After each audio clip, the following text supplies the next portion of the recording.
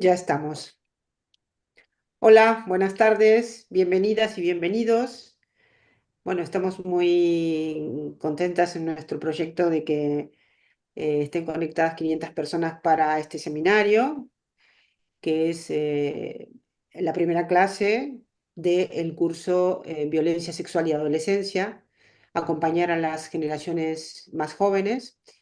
Es un placer tener esta tarde a Berta Aznar. Hola Berta, ¿qué tal? ¿Cómo estás? Buenas tardes. Hola, buenas tardes a todas y a todos. Encantada de estar aquí. Graciela, gracias.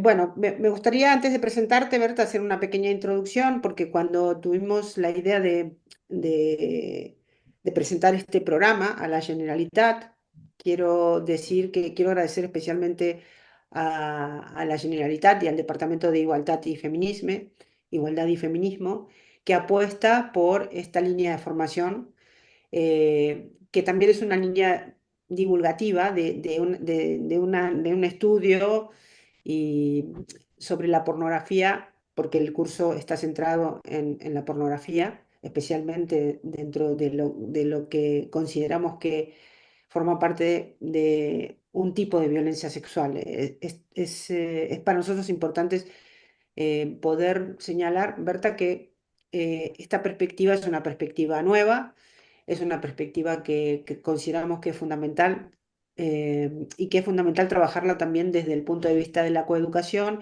y hemos apostado para que temas que tengan un abordaje académico y profundo pueda ser accesible a todo el mundo. Cuando decimos a todo el mundo es que este curso está dirigido en primer lugar y focalizado a profesorado que tiene contacto y que interviene con población adolescente y a progenitores, porque una de las demandas que tenemos en nuestra formación y en las redes sociales y en los talleres y conferencias que damos, Berta, es que nos hacen infinidad de preguntas en torno a cómo enfrentarse a la problemática del visionado de la pornografía que es accesible a todos y todas las adolescentes.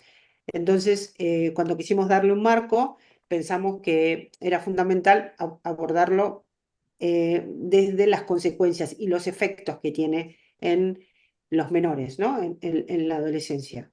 Y queríamos que tú abrieras este seminario en el que también dentro del marco del curso va a participar Sandra Sedano, que forma parte también de tu equipo de investigación y habéis elaborado algunos artículos, o varios, o muchos artículos juntas dentro de un equipo, que si quieres al final, cuando termine tu ponencia, podemos hablar de las recomendaciones que das como para lectura y que van a formar parte del examen final de este curso. Y yo no me quiero tampoco extender para los contenidos del curso, lo haré la semana siguiente cuando presentemos a Sandra Sedano, eh, para no distraernos más, ya que ya son las 6:10 de la tarde. Si queréis, lo que voy a hacer es presentar primero a Berta Aznar, para quienes no la conozcáis, y también para quienes la conozcan, porque yo me siento orgullosa de formar parte de un proyecto que compartimos y me gusta mencionarlo. En primer lugar, Berta es la codirectora del máster en violencia sexual desde una perspectiva interdisciplinar que se está impartiendo en la Universidad Ramon Llull. Es un máster online. Quiero aprovechar la oportunidad para quienes estén interesados y interesadas, que este máster es un máster que justamente hemos pensado que fuese online para que lo pudieran tomar personas que no vivieran en Cataluña, que tuvieran poca disponibilidad para poder acceder a la matriculación por cuestiones de trabajo y que también vivieran fuera de Cataluña. Especialmente está dirigido también a población de América Latina. Tenemos un alumnado muy grande en América Latina dentro de la Escuela Aulicista Internacional y feminicidio.net, y os invito a que conozcáis el máster porque realmente la perspectiva interdisciplinar nos da muchísimas más herramientas que las que tiene este curso para el abordaje de la violencia sexual. Bueno, voy a presentar a Berta Aznar. Berta Aznar Martínez es graduada en educación primaria y en psicología y doctora en psicología por la Universidad Ramón Llull. Es profesora e investigadora en la Facultad de Psicología y Ciencias de la Educación y del Deporte Blanquerna, Universidad Ramón Llull. Ramón Llull es parte de la Universidad Blanquerna, ¿no? Imparte clases en el grado de educación primaria y en el máster en psicología general sanitaria en Blanquerna. También es profesora en el Instituto Universitario Vidal y Barraquer en el máster de terapia familiar y miembro de la RAIEP, la red que preside la otra directora del máster, que es Rosa Cobo, que muchas y muchos conoceréis. Sus líneas de investigación son las violencias machistas, específicamente la violencia sexual, la coeducación y la educación afectivo-sexual, sobre todo en lo que respecta a las consecuencias del consumo de pornografía en adolescentes, que es lo que vamos a ver esta tarde. Ha participado y dirigido varios proyectos de investigación sobre estas temáticas y actualmente está liderando los proyectos Programa EASTIC para prevenir la ciberviolencia sexual, subvencionado por la Agencia de Gestión de Ayudas Universitarias y de Investigación de la Generalitat de Cataluña, y el de Percepciones y Actitudes de la Población Joven hacia la Pornografía y la Prostitución en el área metropolitana de Barcelona, impulsado por el Ayuntamiento de Santa Coloma de Gramenet, donde mm, nosotros tenemos la Escuela Abolicionista Internacional como sede de nuestros actos presenciales. Actualmente es la coordinadora del programa de doctorado en psicología de la Universidad Ramón Llull y codirectora, como comentaba al principio, del máster en prevención, detección e intervención de la violencia sexual desde una perspectiva interdisciplinar, junto a la doctora Rosa Cobo. Hemos dejado en la web un enlace con todas sus publicaciones y esta tarde al final, como les dije, vamos a recomendar algunos de sus artículos. Y sin más, bueno, tengo el honor de presentarte, Berta. Muchas gracias por estar con nosotros. Te dejo la palabra y te vamos a escuchar atentamente. Muchas gracias. Muchas gracias, Graciela, por la presentación. El honor es mío de estar aquí esta tarde de nuevo, encantada y bueno, y poder abordar estas cuestiones esenciales, ¿no? Desde nuestra perspectiva de la violencia sexual. Muy bien, pues empezamos, ¿de acuerdo?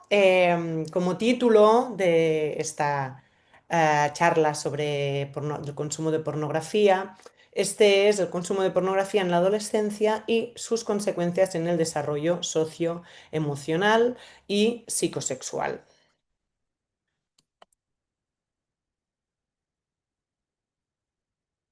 A ver, que ahora no puedo pasar de pantalla. Ahora sí. Muy bien, pues estos son los contenidos que vamos a abordar a lo largo de esta conferencia o de esta charla. Empezaremos por una introducción que nos servirá un poco para situarnos de qué hablamos a día de hoy cuando hablamos de pornografía, ¿m? Y qué es, qué diferencias hay con lo que conocíamos hace años como pornografía. Nos centraremos luego en la pornografía online, qué características tiene actualmente, a día de hoy. Luego nos pararemos un momento para analizar la plataforma de OnlyFans, porque merece especial atención como una nueva tipología de pornografía a medio camino también, ¿no? De pornografía y de prostitución. Y analizaremos también el papel de la inteligencia artificial en la perpetuación de la violencia sexual. Esto un poco para introducir estas temáticas que son relevantes para entender la problemática con la que nos encontramos a día de hoy cuando nos referimos a pornografía. Luego nos centraremos en el consumo problemático, ¿no? En el consumo problemático de pornografía, qué significa, qué consecuencias tiene, especialmente a nivel socioemocional y psicosexual en población adolescente, que es especialmente en lo que nos vamos a centrar hoy, y cómo influye, impacta y perpetúa la violencia sexual contra las mujeres, para finalmente esbozar algunas conclusiones sobre aquellas cuestiones más destacadas a lo largo de esta presentación. Muy bien, pues vamos a empezar con la introducción para que estemos todas y todas compartiendo significados, ¿no? ¿A qué nos referimos con cada uno de los términos que vamos a ir utilizando a partir de ahora? Muy bien, es importante tener en cuenta que históricamente, cuando nos hemos referido a la socialización de los adolescentes, ¿no? Ese proceso por el cual los adolescentes van interiorizando, van entendiendo cómo son las relaciones sociales, las relaciones interpersonales, qué se espera de ellos, ¿no? Hasta ahora, o hasta hace relativamente poco, hablábamos de un contexto de socialización clarísimo, que aún sigue siendo muy relevante, que es la familia, ¿no? La familia como primer contexto de desarrollo, en el que las niñas y niños tienen sus primeras experiencias de relación con el otro, de aprendizaje, de qué es aquello que se espera, también en referencia a los roles de género, qué es lo que se espera de mi futura mujer si soy una chica o qué es lo que se espera de mi futuro hombre si soy un niño, ¿no? Entonces, la familia sigue teniendo a día de hoy un papel fundamental en el desarrollo de la socialización, por eso se considera un ámbito de socialización relevante. Luego, el segundo ámbito, también históricamente, no nos vamos tan atrás, pero desde que existe, ¿no? La escolarización de las niñas y niños, pues otro segundo ámbito de desarrollo importante a nivel de socialización, pues es la escuela, donde también se adquieren multitud de valores, se aprende qué se espera de las personas en relaciones las unas con las otras, ¿no? Qué se espera también de las mujeres, de los hombres y muchos otros aprendizajes sociales que se realizan en la escuela, más allá de los aprendizajes propios, ¿no? De la instrucción tradicionales. Y luego, evidentemente, la comunidad, desde un sentido más amplio, pues también tiene un impacto en el desarrollo de niñas, niños y adolescentes, ¿no? A todos los niveles, la comunidad en un sentido amplio, los valores, la sociedad, la cultura, cómo se reflejan en los medios de comunicación, por ejemplo, etcétera. Pero tenemos un nuevo ámbito, ya realmente no podemos decir que es algo nuevo, porque nuevo, nuevo ya no es, pero sí que ha habido un gran cambio, que es la introducción, ¿no? De este nuevo ámbito de socialización, especialmente ha impactado mucho en la adolescencia, porque realmente a día de hoy, ahora estamos empezando a darnos cuenta de que esto hay que regularlo de alguna manera y estamos tomando medidas, estamos tomando cartas en el asunto desde distintos flancos, ¿no? Pero todavía a día de hoy, en la infancia y en la adolescencia, Internet tiene un papel muy relevante en la socialización. Muy relevante y se realizan muchísimos aprendizajes a través de Internet, a través de las redes sociales, a través de distintos espacios digitales que también impactan de forma considerable en la imagen, en la propia identidad de los y las adolescentes, en la imagen que tienen también de los demás, en cómo tienen que ser sus relaciones, y esto incluye, por supuesto, las relaciones de género, llamémosle así, ¿no? Cómo deben de ser también las relaciones entre los hombres y las mujeres. Además de todo esto, resulta que en Internet la pornografía tiene una presencia notable. Es muy fácil a día de hoy acceder a contenido y a material pornográfico. Con lo cual tenemos unos niños, niñas y adolescentes que se están formando en sexualidad y en relaciones de género también a través de la pornografía. Y esto es un gran peligro, porque tal y como se ve en esta imagen, es tan sencillo prácticamente como apretar una tecla y acceder a todo un mundo de pornografía. Ahora veremos de qué tipo, ¿no? Cuál es la pornografía actualmente que se encuentra en Internet. ¿Qué tenemos que saber antes de adentrarnos en las características actuales de la pornografía? Pues que nos encontramos realizamos un estudio junto a Lluís Ballester y a Sandra Sedano, en la que también participamos nosotras desde la Universidad Ramon Llull, un estudio que se hizo sobre el consumo de pornografía en adolescentes en las Islas Baleares. ¿Qué nos encontramos aquí?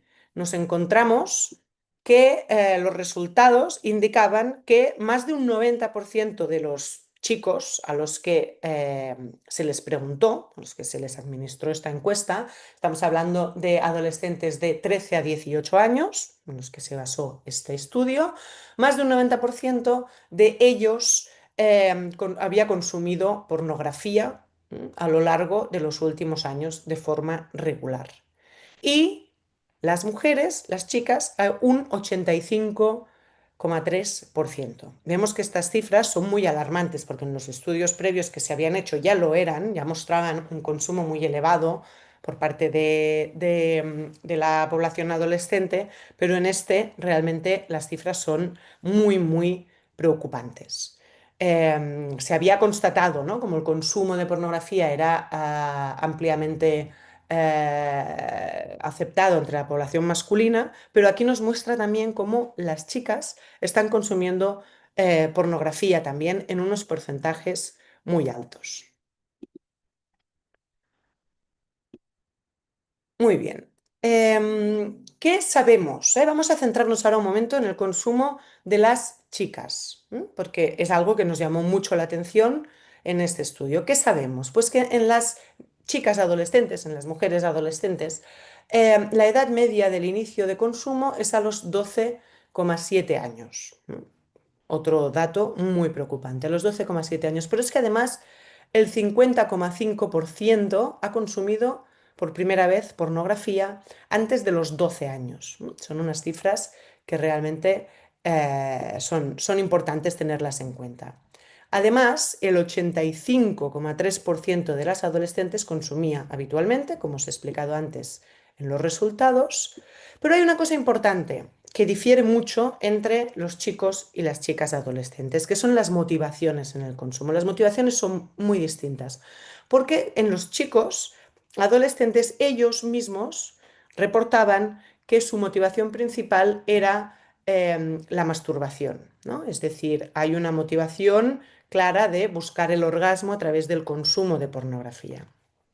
En las chicas, la motivación principal, con un 54%, es aprender sobre sexo, dar respuesta a la curiosidad y también la presión del grupo.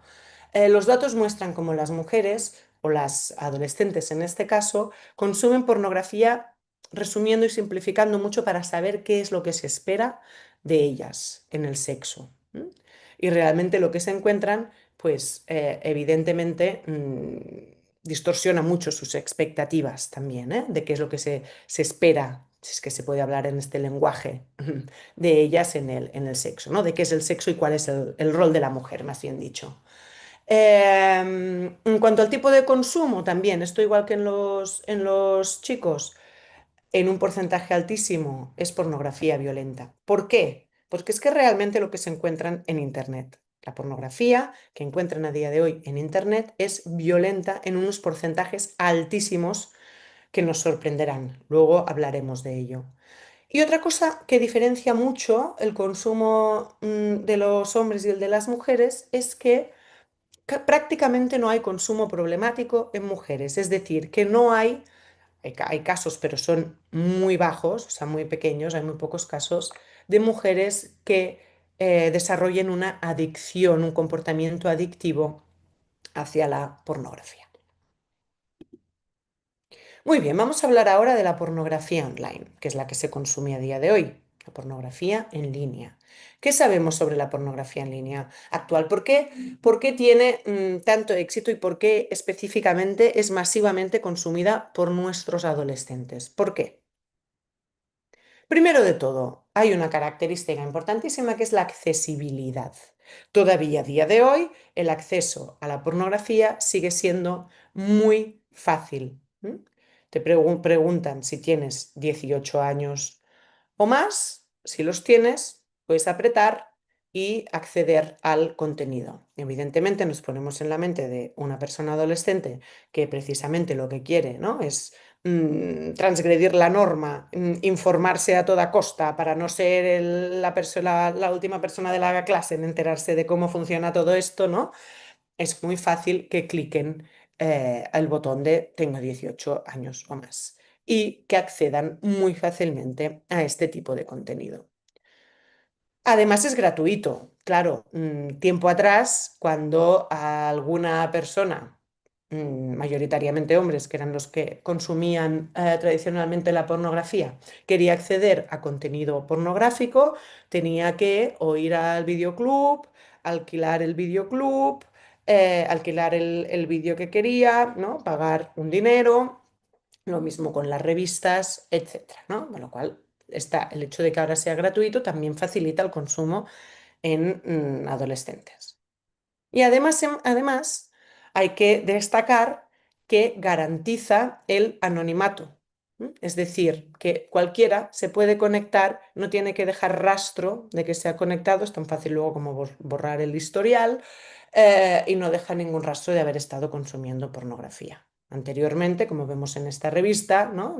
Esta revista famosa en su momento, había que ir al kiosco, ¿no? Comprarlo y en principio las personas menores de edad no podían comprarlo, con lo cual esto también protegía un poco y además era bueno, pues el mal rato que de pase de ir allí, de comprarla, ¿no? Y la vergüenza que adolescentes o jóvenes podían pasar en aquel momento. Y otra cosa muy importante es que se encuentran estos adolescentes cuando acceden de forma gratuita, de forma tan sencilla y de forma totalmente anónima a estos servidores de pornografía. Pues no voy a entrar en leer estos títulos, los podéis leer vosotras mismas, vosotros mismos. Eh, esto es lo que se encuentran, prácticas sin límites, prácticas en las que las mujeres son violentadas de muchísimas maneras, son humilladas, vejadas, abusadas, en las que aparecen siempre una serie de tramas eh, similares, en las que se dan condiciones de asimetría a muchos niveles. Asimetría a nivel de edad, esto es un clásico, ¿no? El señor mayor con la jovencita, muchas veces jugando con que la chica jovencita ya no es ni siquiera una chica jovencita, sino que es una niña. Asimetría de poder, ¿no? El hombre con poder y una chica, digo chica porque suelen representar papeles de mujeres muy jóvenes, ¿eh? Por eso digo chica. Una chica muy necesitada o en una situación de vulnerabilidad o en una situación de riesgo de algún tipo, ¿no? Por lo tanto, pues esto también en casos de, ¿no? de abuso de poder, en cuanto a profesores, alumnas, ¿no? Se juega mucho con estos roles, ¿no? El rol masculino de poder, de superioridad y el rol femenino de necesidad, de vulnerabilidad, de subordinación de algún tipo, ¿no? Entonces esto estamos transmitiendo una imagen muy degradada de las mujeres y muy degradada de las relaciones entre hombres y mujeres.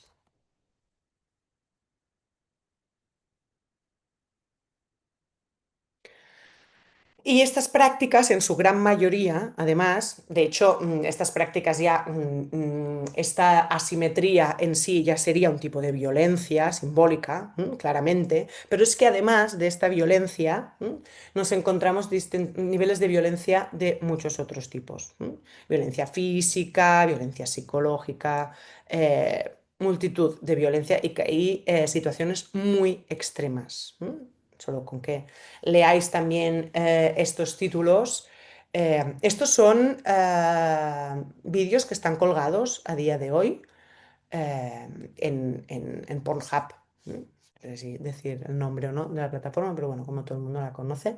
Estos vídeos se encuentran con muchísima facilidad y es importante ver también, fijar la atención en el número de vistas, de vistas, quiere decir de visitas, de personas que han visualizado este contenido. Que pone un poco los pelos de punta. Y además, mirar cuántos likes, cuántos me gustas tiene cada uno de estos vídeos.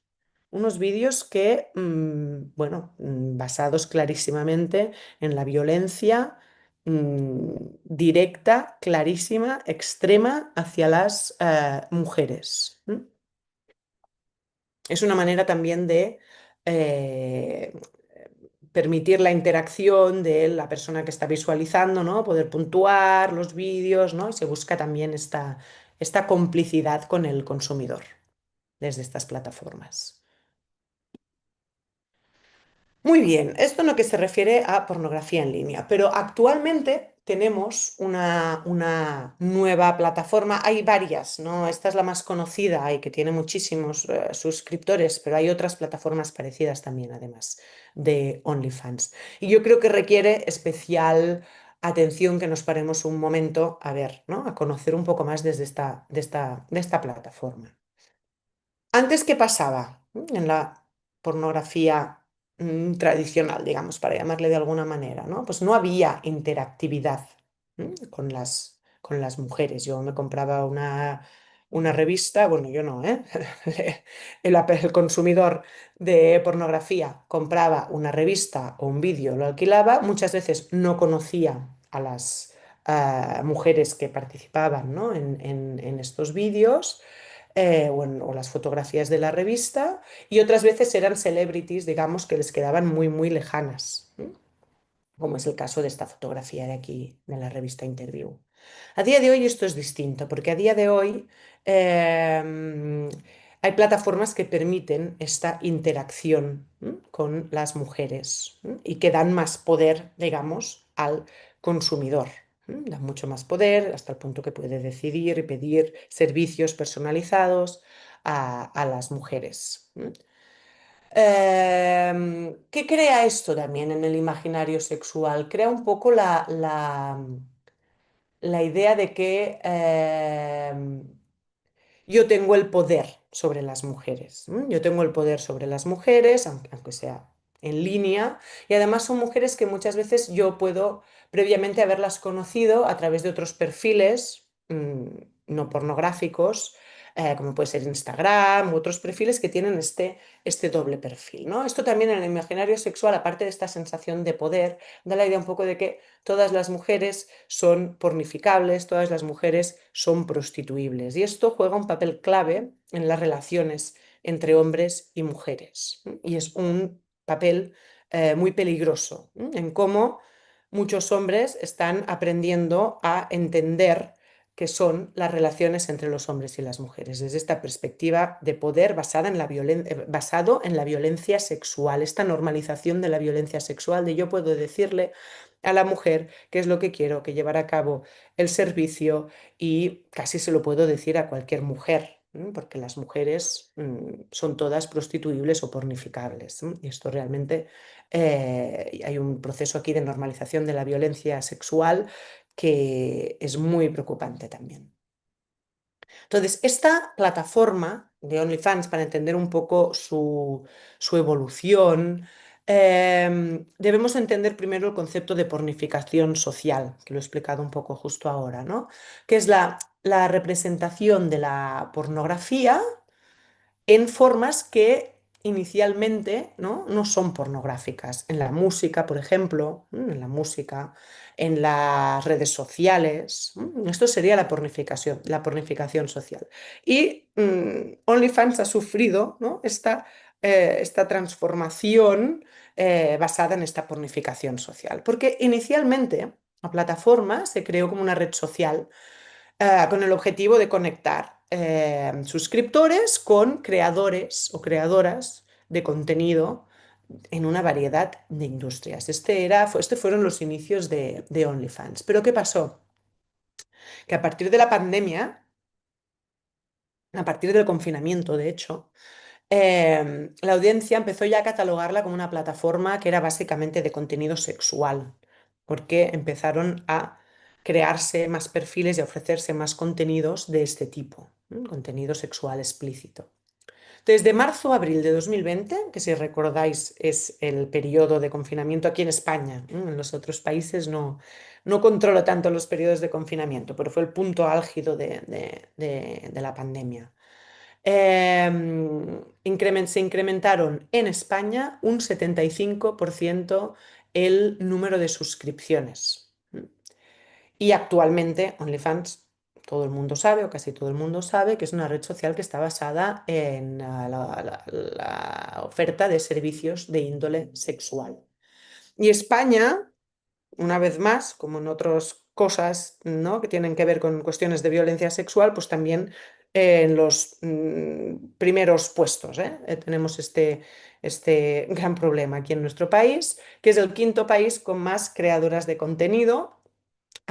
Creadoras de contenido, no me gusta usar este término, pero porque es un término blanqueador de la pornografía y de la prostitución, pero sí lo uso porque es el término que se utiliza, ¿no? en esta plataforma, y como estamos haciendo una inmersión en la plataforma de OnlyFans, utilizar este término, pero es un término que evidentemente blanquea la pornografía y la prostitución, que es de lo que va esta plataforma básicamente, ¿vale? Y aquel contenido que no es de tipo sexual a día de hoy es un contenido muy minoritario. muy minoritario, prácticamente residual a día de hoy.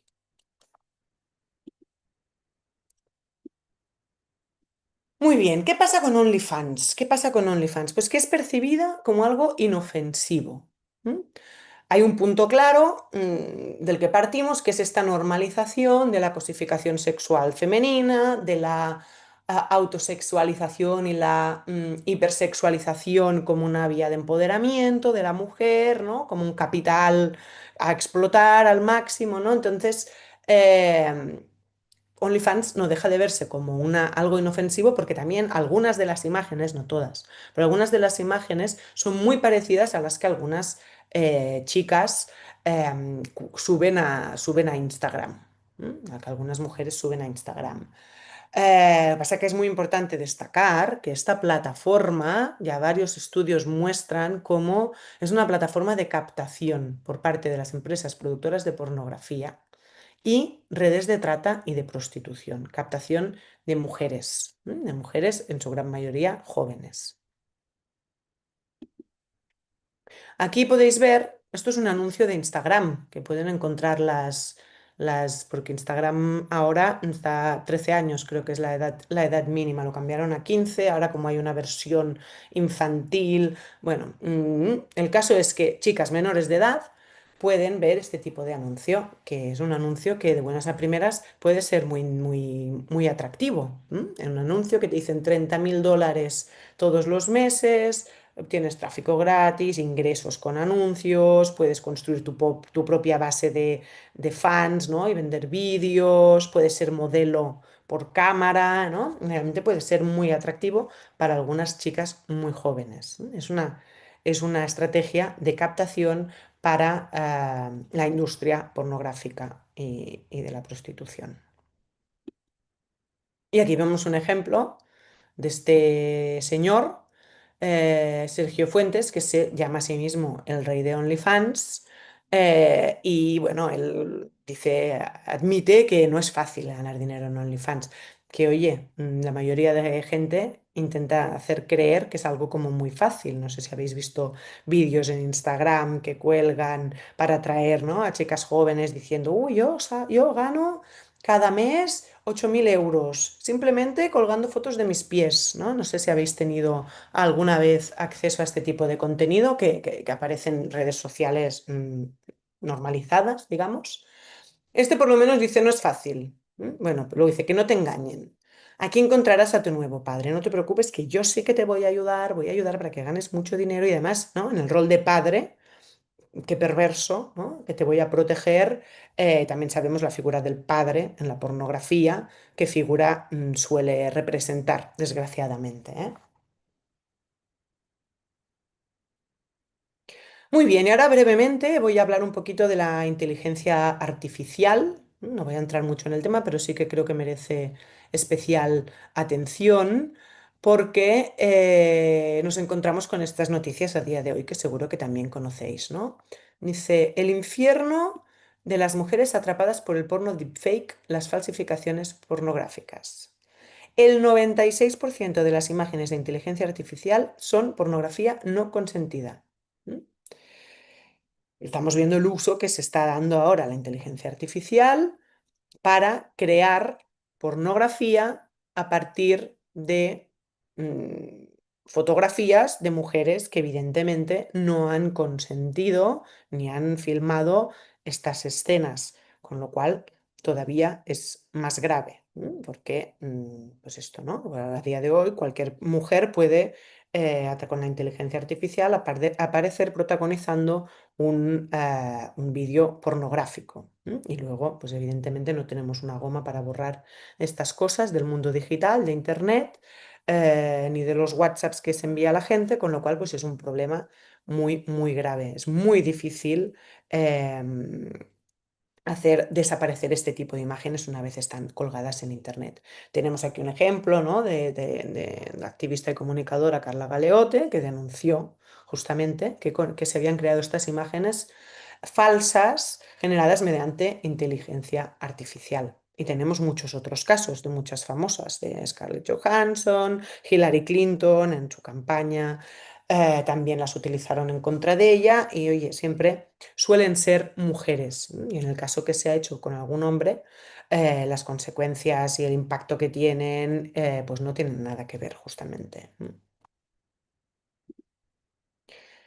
Nos encontramos también con menores que están manipulando imágenes de sus propias compañeras. Conoceréis el caso de Almendralejo para las personas que sois de España, pues las de fuera supongo que no ha llegado hasta allí, ¿no? Una eh, población aquí en España, Almendralejo, en el que los niños de la clase cogieron imágenes de sus compañeras, de 15 compañeras, no, perdón, 15 fueron los que participaron en esto y empezaron a crear imágenes pornográficas y hacerlas circular por sus teléfonos móviles, por internet, causándoles realmente muchos problemas a estas niñas que se encontraron con sus imágenes. Imaginaros unas niñas menores de edad viendo imágenes de ellas desnudas por todo internet, por WhatsApp. Y lo mismo pasó también en Mallorca. En Mallorca pasó exactamente lo mismo. Luego tenemos a Amalia de Holanda, por ejemplo, ¿no? La princesa que también de Holanda, que también se ha encontrado con que han publicado estas, estas imágenes y, como os decía, muchos otros. Menores de edad que están bueno, pues en procesos judiciales por haber creado estas imágenes que causan tantos problemas a niñas menores de edad. Con lo cual, la inteligencia artificial también está mm, cogiendo un rumbo en este sentido muy peligroso, que habrá que ir regulando de alguna manera, evidentemente. Entonces, muchas veces, ¿no? ¿Qué pasa con estos casos? Pues que la gente piensa, bueno, no pasa nada porque es algo digital, no es real. Es digital, no lo sabe todo el mundo que es digital porque la inteligencia artificial crea unas imágenes tan bien hechas y tan bien diseñadas que parecen reales, parecen reales. Y además el daño es real porque la persona que hay detrás de estas imágenes es real, evidentemente. El daño y las consecuencias son nefastas para la persona. Y luego también existen aplicaciones de inteligencia artificial con las que se puede crear imágenes de explotación sexual infantil y adolescente. A partir de imágenes de niñas, niños y adolescentes se puede crear este tipo de contenido que evidentemente pues, circula por las redes entre pederastas y pedófilos, con la problemática que genera que exista este contenido a día de hoy.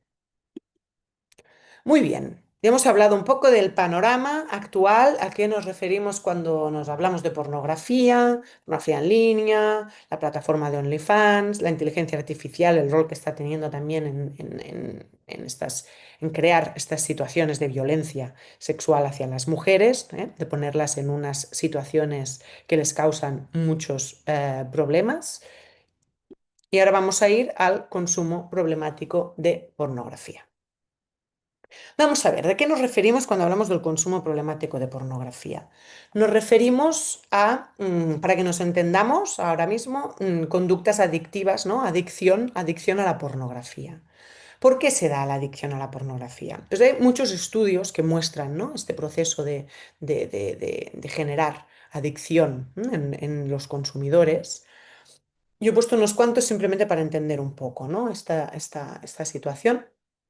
Este estudio, por ejemplo, es uno de los muchos que explica cómo em, cuando estamos visualizando, cuando alguien visualiza imágenes pornográficas, se activan unas áreas cerebrales que tienen que ver con el circuito de recompensa dopaminérgico, el circuito de recompensa, y se activan de forma se estimulan muchísimo estos circuitos, si lo comparamos con otros tipos de imágenes que puedan producir placer también en el ser humano. Esta activación es mucho más fuerte en las áreas del circuito de recompensa. Es tan fuerte, esta estimulación, que produce cambios en la plasticidad neuronal, en el mapeo, ¿no? En las redes, produce cambios a nivel neuronal porque esta estimulación del sistema de recompensa es muy fuerte. Evidentemente estamos hablando de un consumo que no es un consumo de un día o de dos, ¿no? Tiene que darse de forma más recurrente para crear esta adicción.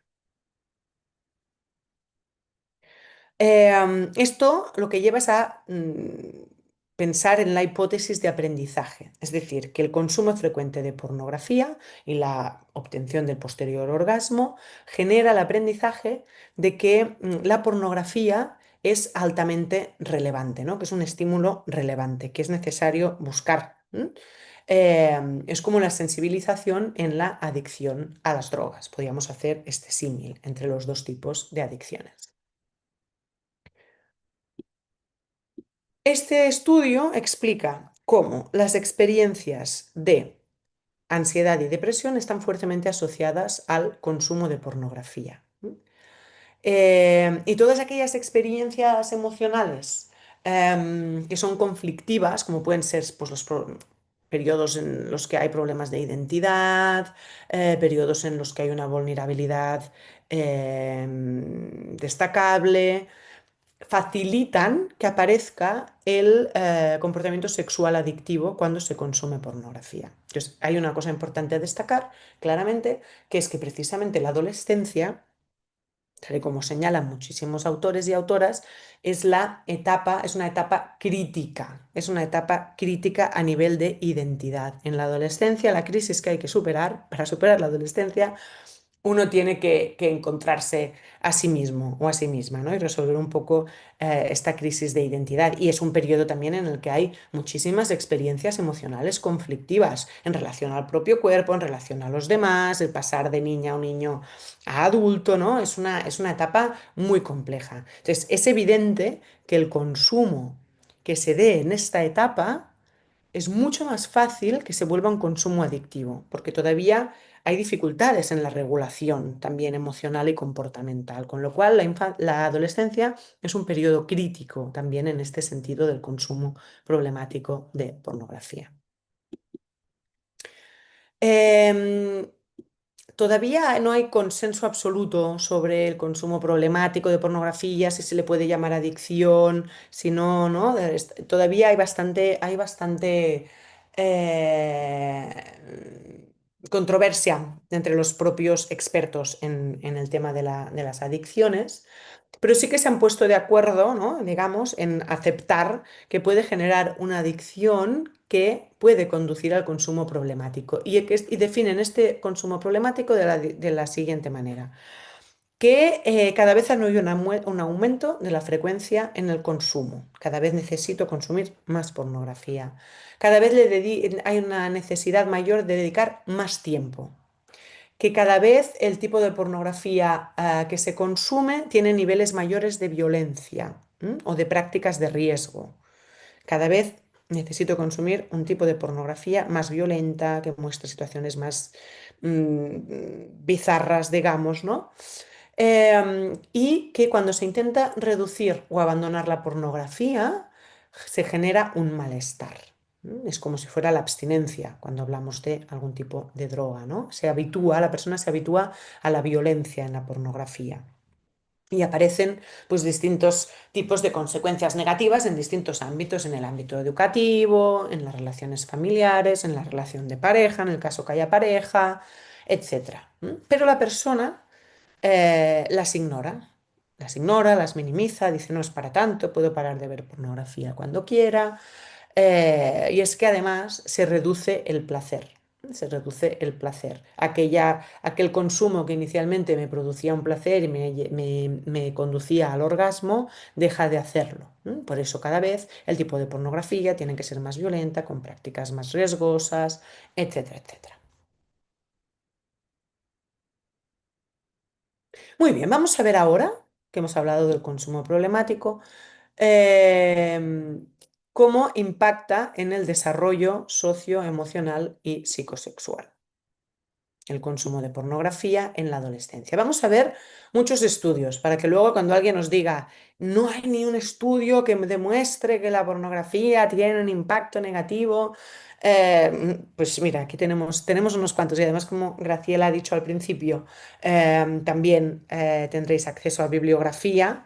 Pues tendréis unos cuantos para poderlos enseñar y decir, sí que hay unos cuantos, ¿eh? Hay unos cuantos ya. Eh, ¿Qué dicen estos estudios? Primero, que el consumo de pornografía se asocia con dificultades en la confianza, en confiar en los demás, es decir, en facilidad en establecer relaciones y con el aislamiento. Genera aislamiento que a su vez este aislamiento produce un mayor consumo de pornografía. Es un círculo vicioso que se da. También los estudios muestran que el consumo de pornografía puede tener un impacto negativo en la calidad de las relaciones sociales, hasta casi un 60%, en la salud mental, más de un 60%, y en el rendimiento sexual, casi un 70%. Esto es importante porque muchas veces es la manera también de entrar cuando intentamos fomentar un pensamiento más crítico hacia la pornografía con adolescentes, a veces la manera de entrar es decirles, EPS, que te va a afectar en tu vida sexual, y la va a empeorar. Y los estudios lo muestran que empeora la vida sexual. Y aquí a veces consigues que te escuchen un poco más y que no crean que vienes a darle un sermón moralista sobre el sexo, que evidentemente nuestra perspectiva está muy alejada de esto. La crítica no va al sexo ni a la sexualidad, evidentemente. Va al tipo de sexualidad, al tipo de sexo que promueve la pornografía y la violencia que repercute esencialmente en las mujeres. Además, también se relacionan el consumo de pornografía con una baja autoestima y una alta preocupación y rumiación sobre la sexualidad, ¿no? Pensamientos más de tipo obsesivo, sobre el sexo, la sexualidad. En lugar de liberar, ¿no? Porque se intenta vender la historia de que la pornografía libera el pensamiento, que, ¿no? Que promueve la libertad sexual, no promueve la libertad sexual. La encorseta la sexualidad en un tipo de sexualidad dañina, para las personas. No tiene nada que ver con la sexualidad saludable, que es la que queremos que tengan nuestros adolescentes, en el futuro. No queremos que tengan una sexualidad violenta. También se asocia con el consumo de alcohol y está relacionada con una imagen corporal percibida negativamente. Aquí podemos ver esto es un anuncio de operaciones estéticas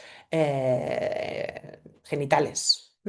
Han aumentado tremendamente las opciones de operaciones estéticas en los genitales que tienen mucho que ver con el consumo de pornografía. Lo que antes era una zona íntima, privada, ahora parece una zona absolutamente expuesta, ¿no? Y está totalmente influenciada por la pornografía, porque en la pornografía aparecen, pues en el caso de las mujeres, unas mujeres absolutamente depiladas que no tienen ni un solo pelo en ninguna parte del cuerpo, tampoco en el pubis, con unas vulvas en las que no sobresale ni un solo labio interno,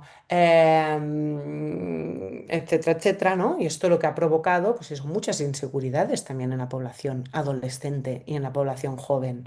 Ahora se ofrecen pues los alargamientos de pene, blanqueamientos anales, engrosamiento de pene y menoplastia, que es volver a reconstruir el himen, labioplastia para reducir los labios y que se parezcan más a las vulvas que aparecen en la pornografía, ¿no? Con lo cual realmente tenemos una generación de adolescentes muy inseguros, con una autoestima muy baja a nivel de su propio cuerpo y de sus zonas íntimas, ¿no? Con lo cual es otra cuestión también a tener en cuenta de las consecuencias negativas que genera, porque genera inseguridad hacia la sexualidad, el acto sexual, porque evidentemente la mayoría de mujeres no tienen ni el cuerpo ni las vulvas que aparecen en la pornografía. Y en los hombres también. En los hombres en este caso también aparecen unos hombres con unos penes muy, muy grandes, ¿no? Que generan también pues, muchas inseguridades en los adolescentes.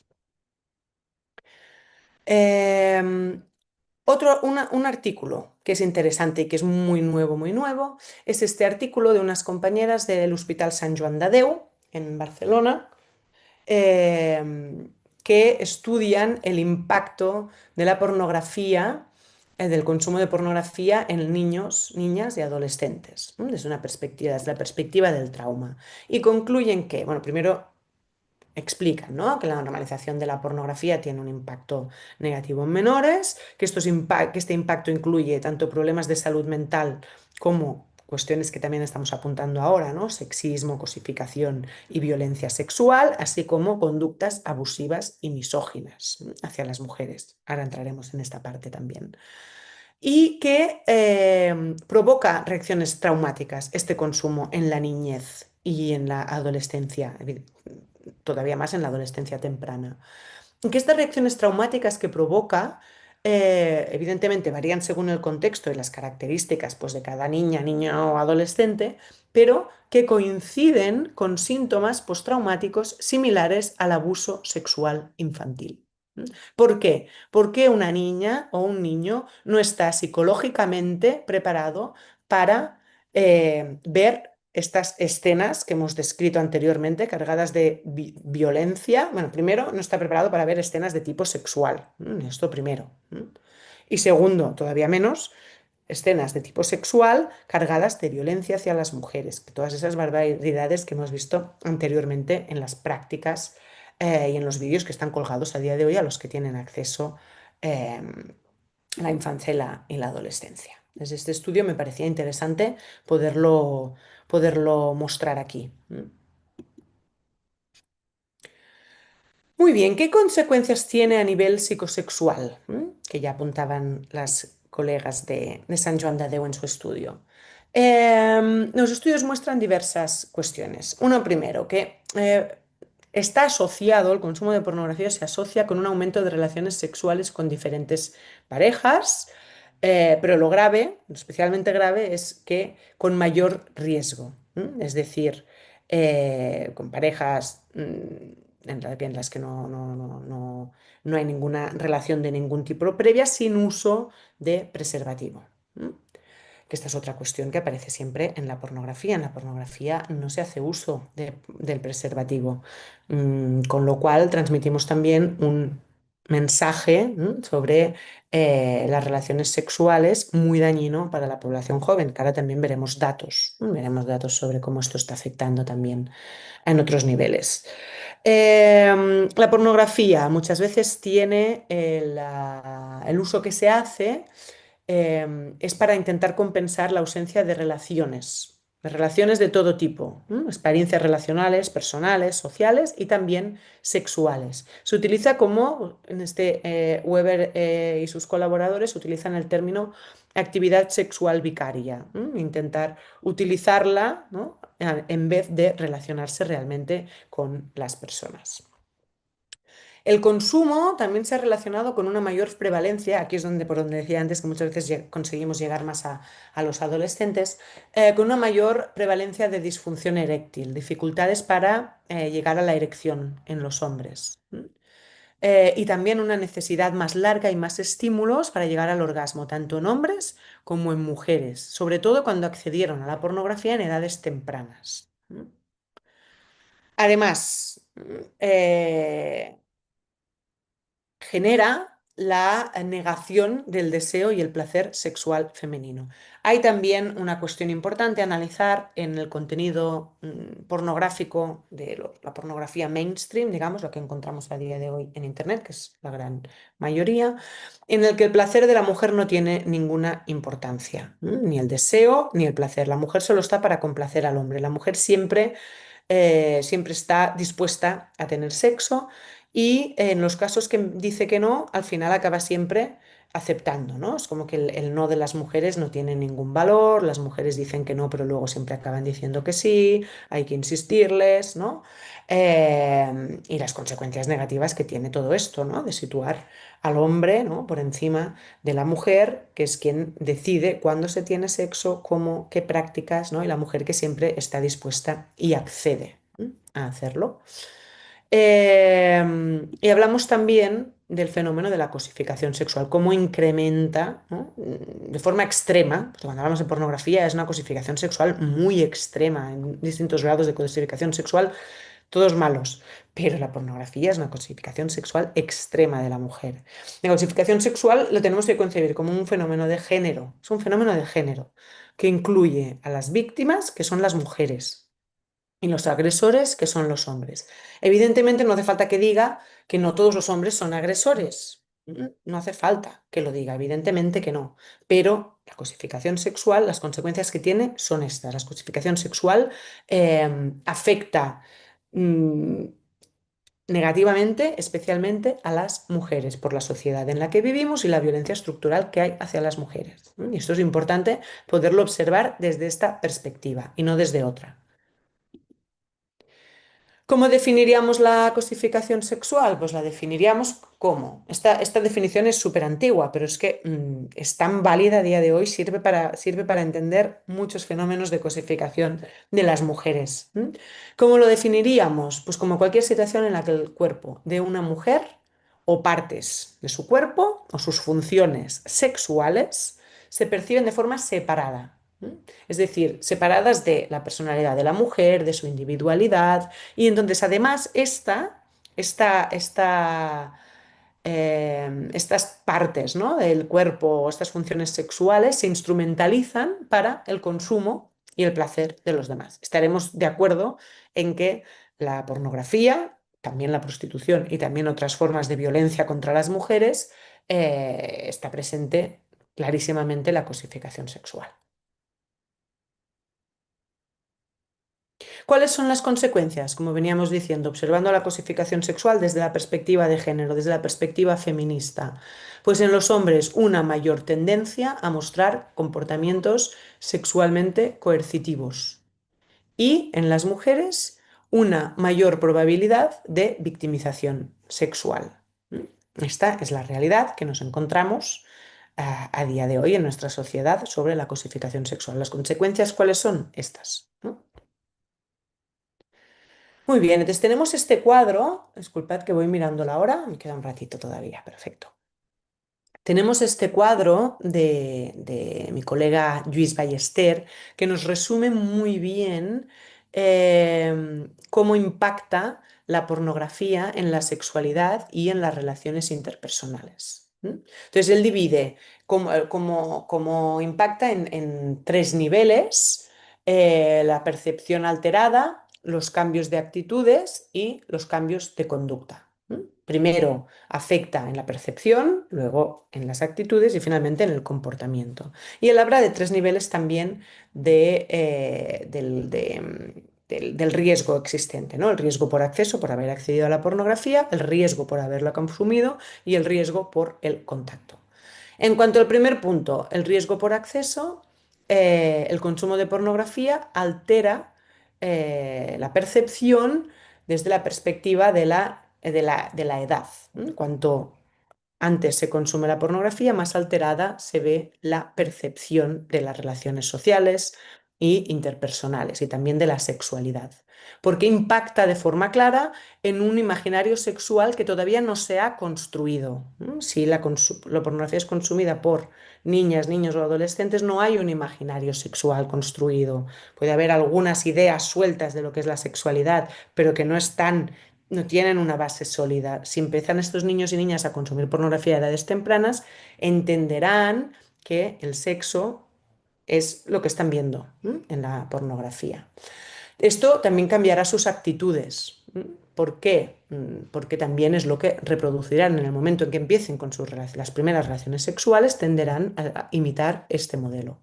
Y también a nivel de conductas, porque como hemos visto, hay muchos mecanismos a través de la pornografía para captación de mujeres o niñas, ¿no? En este caso, captación de niñas y adolescentes para pornografía y también de niños en este caso, y luego también llevan claramente al consumo de prostitución. En la pornografía, en los servidores pornográficos, aparece cuando se está realizando un consumo de pornografía, aparecen pop-ups que invitan a los consumidores a solicitar servicios de prostitución, es decir, ir un paso más allá, porque realmente pornografía y prostitución están empíricamente, conceptualmente y empíricamente muy relacionadas, muy relacionadas. Esto también es un punto importante que debemos tener en cuenta.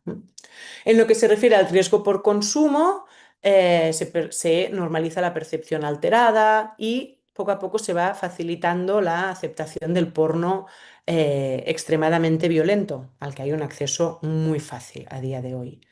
Se erotiza la violencia, se reduce la empatía, el consumo continuo de pornografía reduce la empatía, ¿m? Dificulta esta capacidad de empatizar con una mujer que muestra señales de que no está disfrutando de un acto sexual, porque es lo que aparece siempre en la pornografía, como algo normal y habitual. Entonces se acaban produciendo pues, estas conductas de riesgo con parejas porque se reduce la protección, el uso de preservativos, se llevan a cabo prácticas sexuales de riesgo, etcétera, etcétera. Y en cuanto al último punto de riesgo por contactos, pues se deja de percibir el riesgo de compartir imágenes sexualmente explícitas. ¿Cómo vamos a decir, a intentar concienciar a la población adolescente de que enviar imágenes sexualmente explícitas de ellos mismos, de ellas mismas, es peligroso cuando realmente están viendo en todas partes, como es lo más habitual del mundo, que aparezcan imágenes de chicas semidesnudas o desnudas o mostrando, ¿no? Según qué partes del cuerpo. ¿Cómo vamos a convencerlas de que no lo hagan ellas? Si desde todas partes les estamos mandando mensajes de que esto es normal, es habitual. Y qué es lo que se espera de ellas, ¿no? Es lo que se espera de ellas. Aprovéchate, aprovecha tu físico y intenta un poco conseguir la atención de los demás a través de esto. Vamos contracorriente, les intentamos concienciar y sensibilizar respecto a cuestiones que están totalmente normalizadas en nuestra sociedad. Entonces tenemos un problema grave. Em, Esta idea, de la aceptación del mito del capital erótico en la mujer y empiezan también a llevar a cabo pues esto, ¿no? El sexting tóxico que puede llegar al extremo de la implicación en pornografía.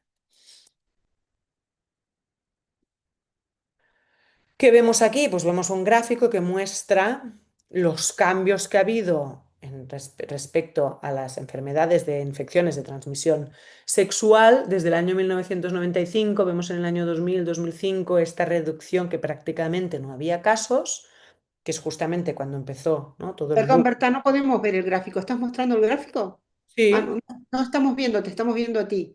Ah, ¿no Perdón. veis el gráfico? No, no, por eso te interrumpí, disculpa, ¿eh?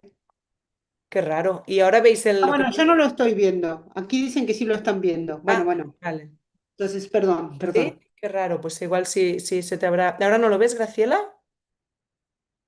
Bueno, lo describo, ¿de acuerdo? Para las personas que no lo vean. Es un gráfico desde el 1995 hasta el 2022, debe ser esto más o menos, ¿no?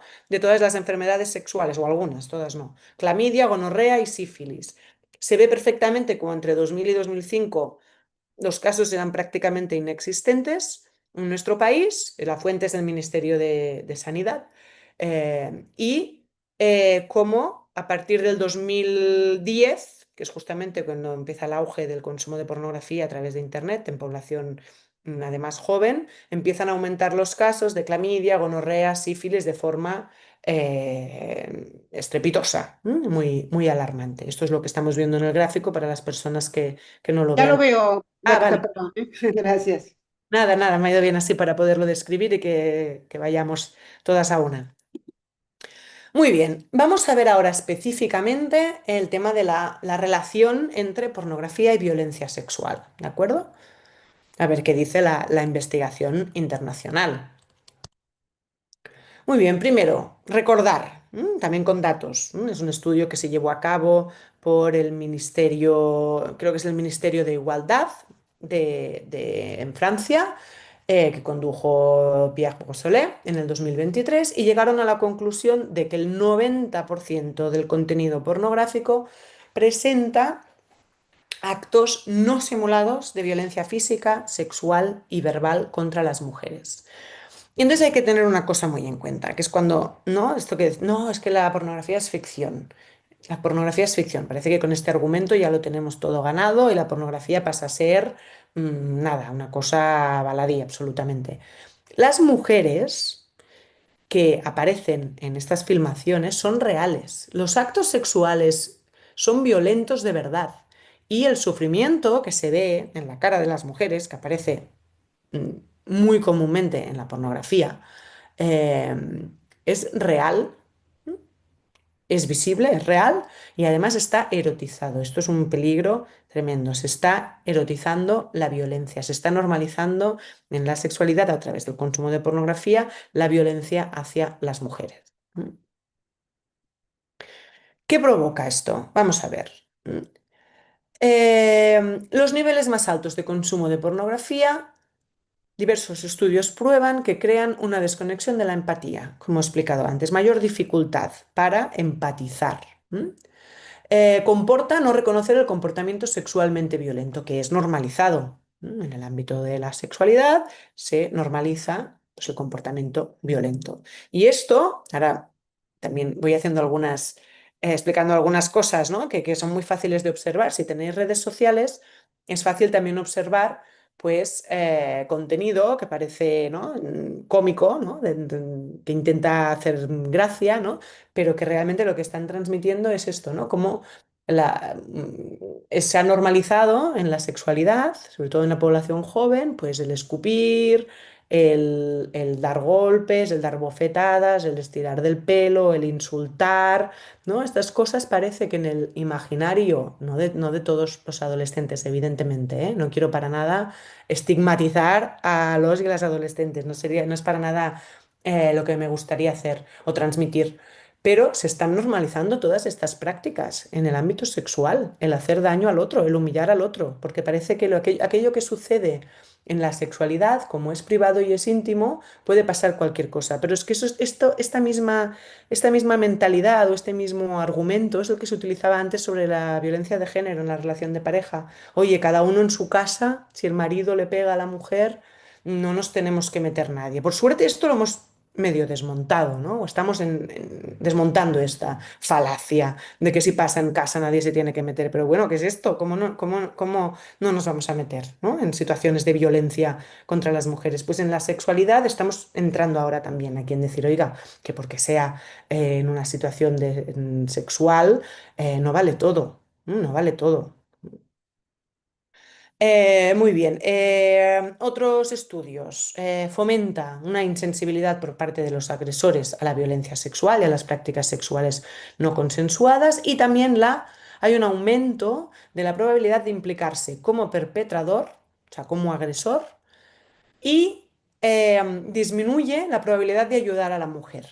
Hay un estudio que se hizo, un estudio que tiene bastantes años que explicaban cómo hacían un experimento a un grupo de estudiantes universitarios que les consumían pornografía durante un tiempo determinado y otro grupo de estudiantes que no la consumían, ¿no? Entonces luego observaban el resultado a través del análisis de unos vídeos y de unas láminas que les pasaban a estos dos grupos, ¿no? Al grupo control y al grupo experimental. Entonces, aquellos que habían estado consumiendo pornografía de forma recurrente y reiterada tenían muchas más dificultades para captar e identificar aquellas situaciones de las grabaciones que les ponían después en las que una mujer era acosada sexualmente, ¿no? Porque había como esto, ¿no? Una desconexión de la empatía, una insensibilización, una normalización y tendían más a culpar a la mujer, a decir que es que la mujer lo quería o lo había buscado o que se notaba que esta situación en cierta manera le agradaba.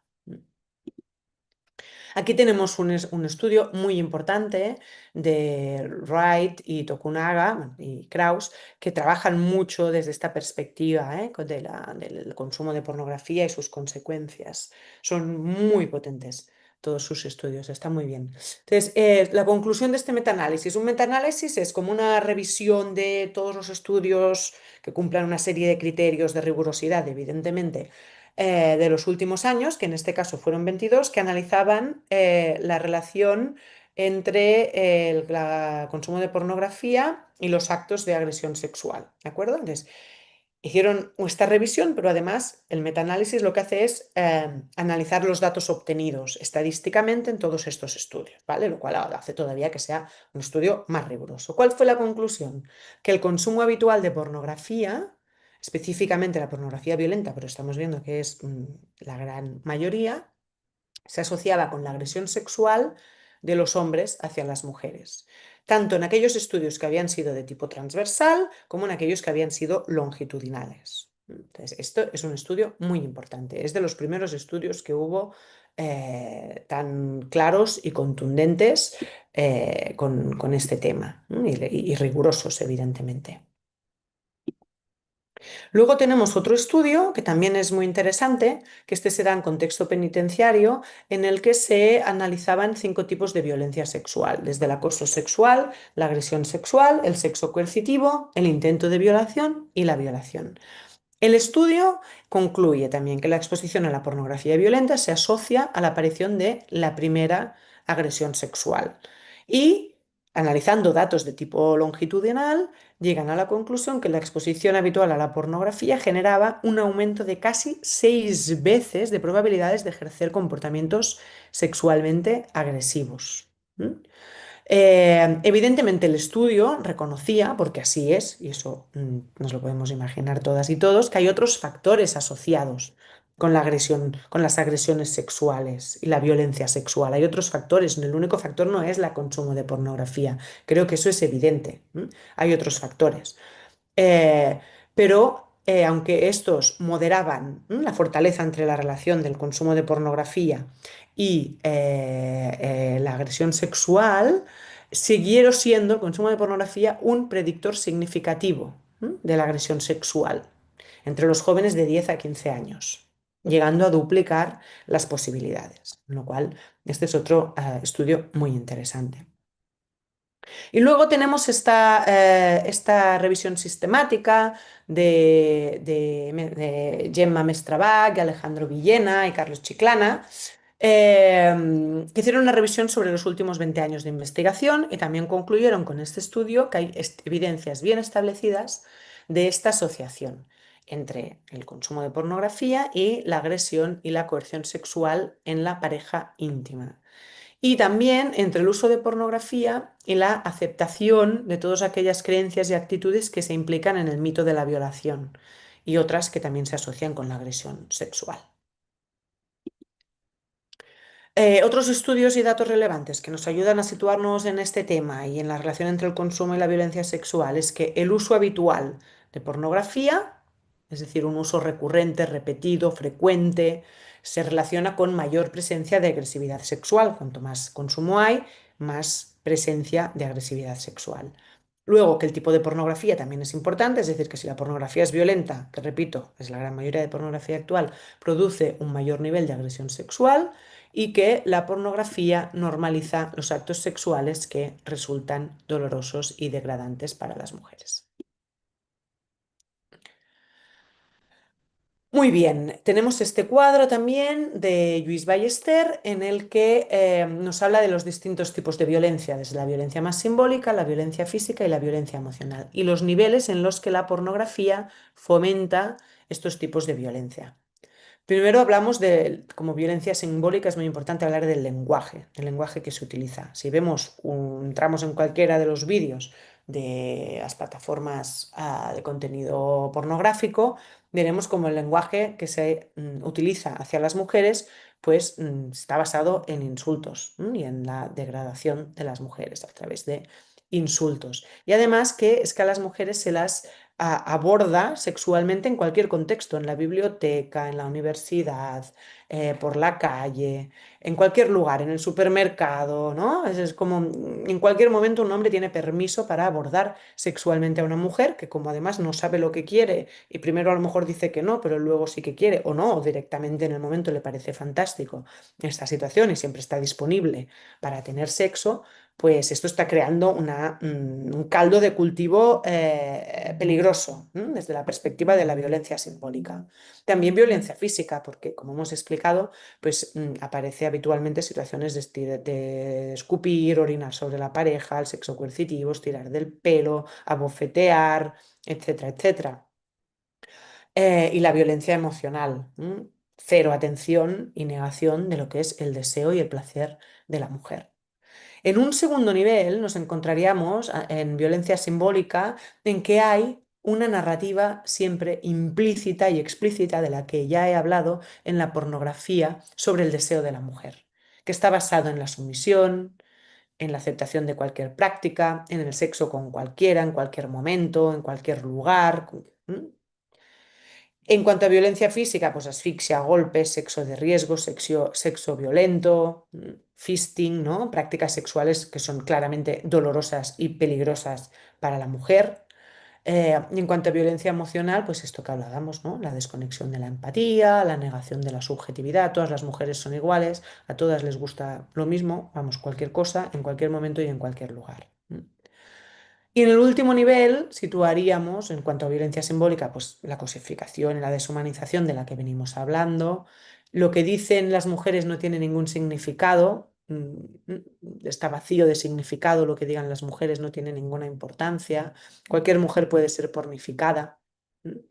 En cuanto a violencia física, normalización de delitos como la explotación sexual infantil y adolescente que aparece continuamente en la pornografía mainstream.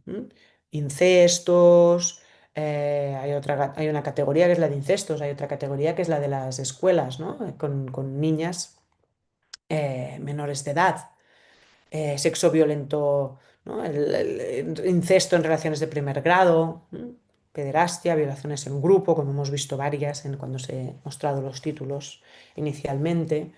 Y en cuanto a violencia emocional, pues la humillación interpersonal, explotación sexual o normalización de esta, etcétera. Conclusiones, vamos ya a ir terminando. Como conclusiones, ¿qué destacaríamos? Todas estas dispercepciones distorsiones, perdón, de las que hemos ido hablando. Distorsiones primero en un nivel que es el de la percepción, en cómo yo percibo las cosas y entiendo las cosas. Genera distorsiones sobre el imaginario sexual, cómo yo creo que es el sexo, la sexualidad, qué puedo esperar de una relación sexual, qué se espera de mí, qué se espera del hombre, qué se espera de la mujer, cómo yo percibo mi propio cuerpo en comparación con lo que aparece en la pornografía. Esto luego genera distorsiones también en las actitudes, porque reduce la cultura de protección, ya lo hemos visto con los gráficos de las infecciones de transmisión sexual, cómo han aumentado en los últimos años, desconexión de la empatía y aceptación y normalización de la violencia sexual. No solo aceptación de la violencia sexual, sino erotización de la violencia sexual. Y también esto, siguiente paso, ¿no? Tiene un impacto en las conductas y en las prácticas sociales.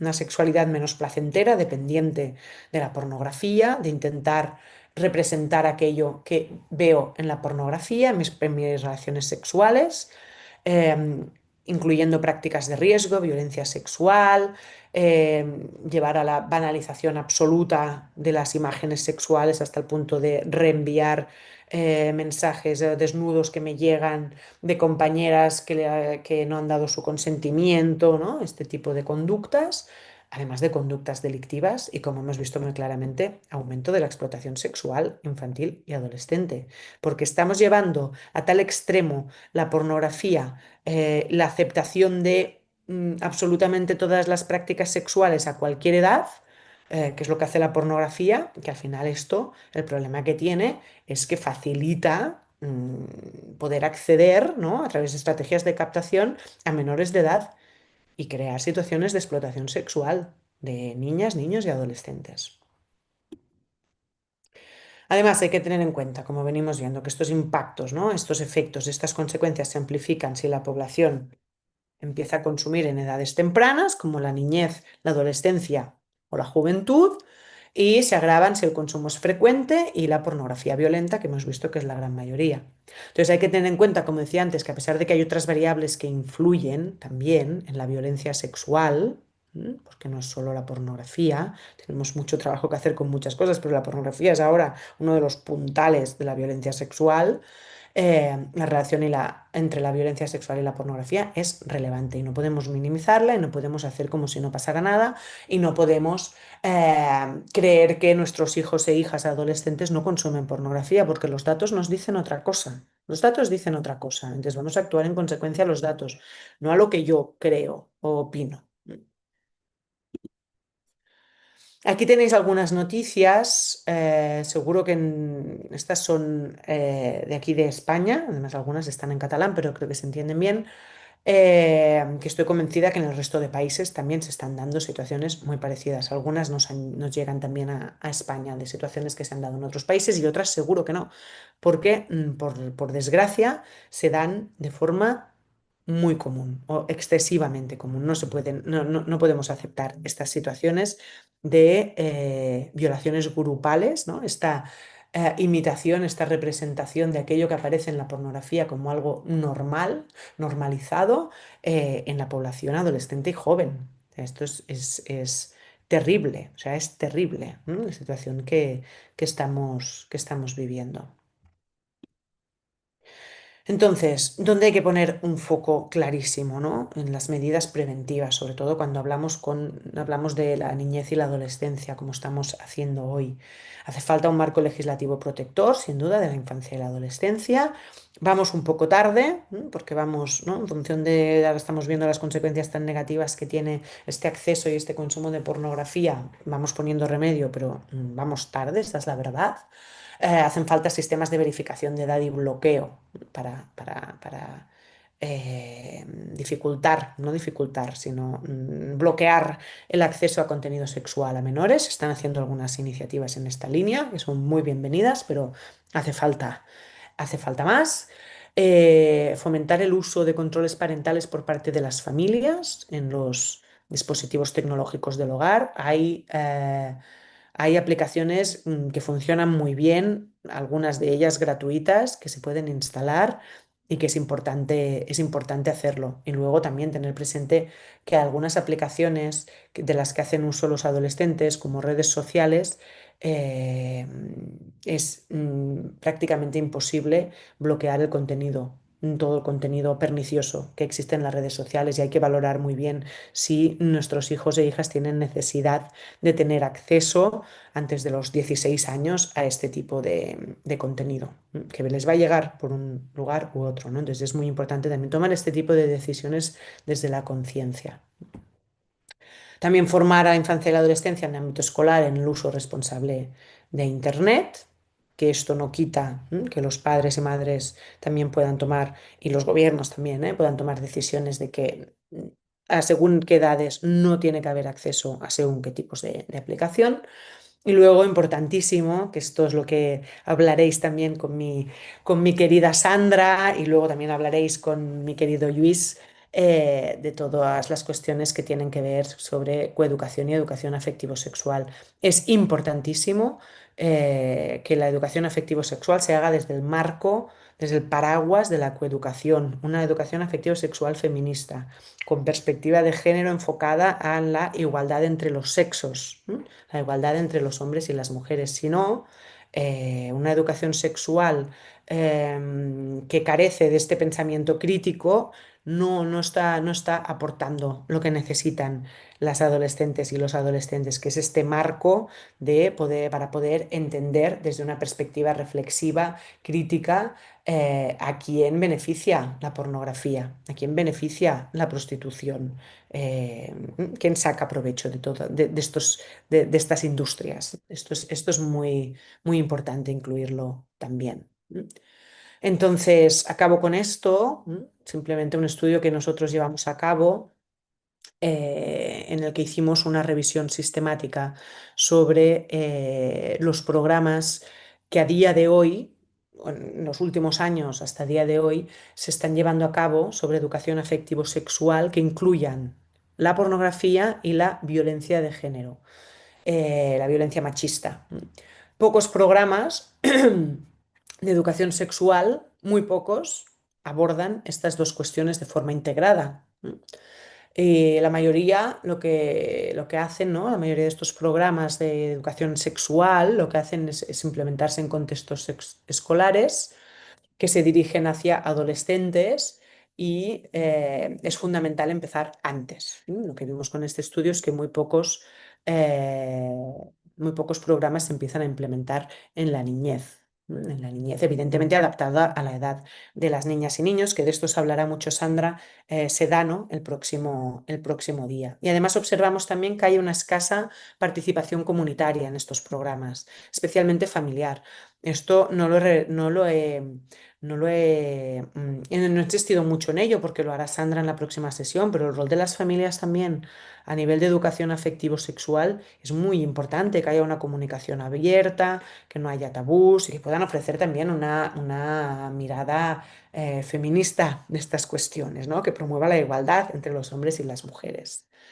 Además, lo que observamos en este análisis es que la mayoría de programas que abordan la pornografía, los programas de educación afectivo-sexual que abordan la pornografía, la desvinculan de la violencia hacia las mujeres, ¿no? Como si fueran dos cosas separadas. Y esto es un error, ¿no? Como hemos visto en todos los estudios que hemos explicado previamente. Con lo cual, una educación afectivo-sexual de calidad requiere de un enfoque desde la igualdad entre los sexos, el consentimiento, y no solo el consentimiento, sino el deseo, ¿m? El deseo y el autocuidado. Y realmente esto es clave para poder prevenir la violencia machista y mitigar los efectos del consumo de pornografía en la adolescencia.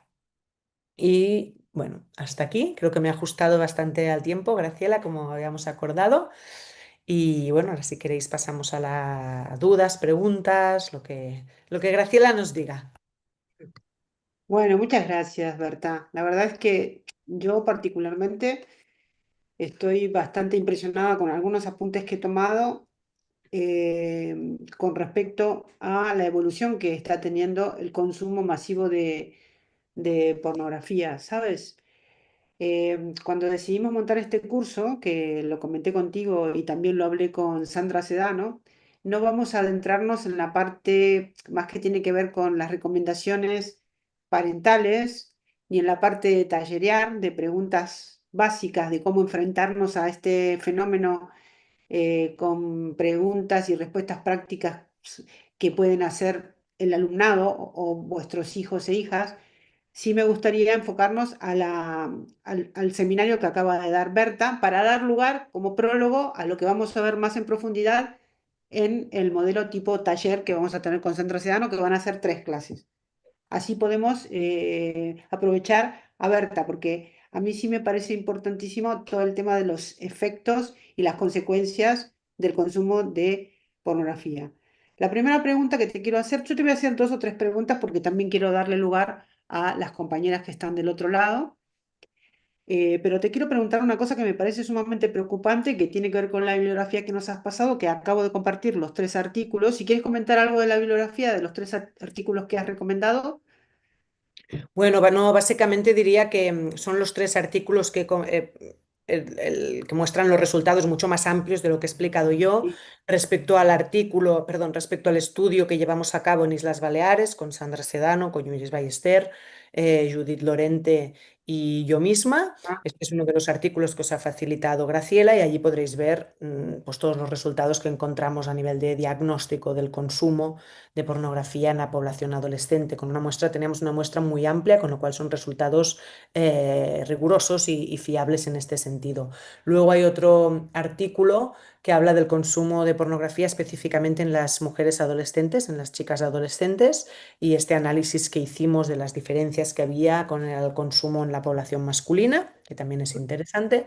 Y luego este último artículo, esta revisión sistemática de la que os he hablado, en la que analizamos todos los programas de educación afectivo-sexual que se habían llevado a cabo los últimos años y vimos cómo había muy pocos que abordaban la pornografía, muy pocos que abordaban las violencias machistas y todavía menos que abordaban de forma integrada las dos cuestiones que son fundamentales en la educación de la sexualidad. Con lo cual, estos son los 3 artículos que Graciela os ha facilitado y allí evidentemente encontraréis mucha más información que la que yo os he, los apuntes que os he dado yo hoy sobre estos 3 trabajos en no, los... pero este marco de todas maneras es fantástico, Berta, porque lo que nos tiene que quedar claro como gran titular es que la pornografía es violencia sexual. Y cuando decíamos al principio que es la primera vez que en la Generalitat estamos impartiendo un curso de esta naturaleza, digo, en Cataluña, nos parece fundamental porque tú sabes que lamentablemente la pornografía no se aborda como violencia sexual mayoritariamente, ¿no? Lo hacemos desde el marco feminista y espero que esto nos sirva para cuestionar socialmente eh, la visión que se tiene en el imaginario sobre la pornografía. Porque si hiciéramos una encuesta, yo no tengo datos de eso, Berta, la mayor parte de la gente no considera que la pornografía es una forma de violencia sexual. Los padres que educan a sus hijos e hijas no tienen esa conciencia. Si no transmitimos esa conciencia a padres y madres, estarás de acuerdo en esto, no vamos a conseguir una transformación y un cambio social con respecto a la visión o a la idea que tienen sobre la pornografía, ¿no? Totalmente de acuerdo, estoy totalmente de acuerdo, Graciela. Yo creo que esta imagen tan inocua sobre la pornografía, ¿no? Y sus consecuencias tiene mucho que ver con, bueno, con esta idea de que la pornografía es ficción, ¿no? Esta idea de que, bueno, pues lo que pasa en la pornografía es una fantasía, ¿no? Muchas veces también la pornografía es fantasía, el sexo es otra cosa, ¿no? Y con esto ya está todo resuelto. Evidentemente, como decíamos antes, no es ficción. También la idea que se ha transmitido durante mucho tiempo de que las mujeres que participan, ¿no? En estas grabaciones lo hacen porque quieren y ganan muchísimo dinero, ¿no? Esta idea de situar a la mujer, ¿no? Bueno, en este plano de igualdad, ¿no? De igualdad real que sabemos que no existe todavía a día de hoy, ni muchísimo menos, y que entonces las sitúa, pues esto, en la absoluta responsabilidad de todos sus actos, ¿no? Sin tener en cuenta pues, todas las vulnerabilidades que sufrimos todas las mujeres, pero sobre todo algunas, tienen muchas vulnerabilidades sumadas, ¿no? A las que tenemos todas por ser mujeres, que ya nos sitúa en un plano de inferioridad y subordinación al hombre. Entonces no podemos olvidar todas estas cuestiones, no podemos olvidar, pues esto, ¿no? Todas las mujeres estamos socializadas, en el ámbito de la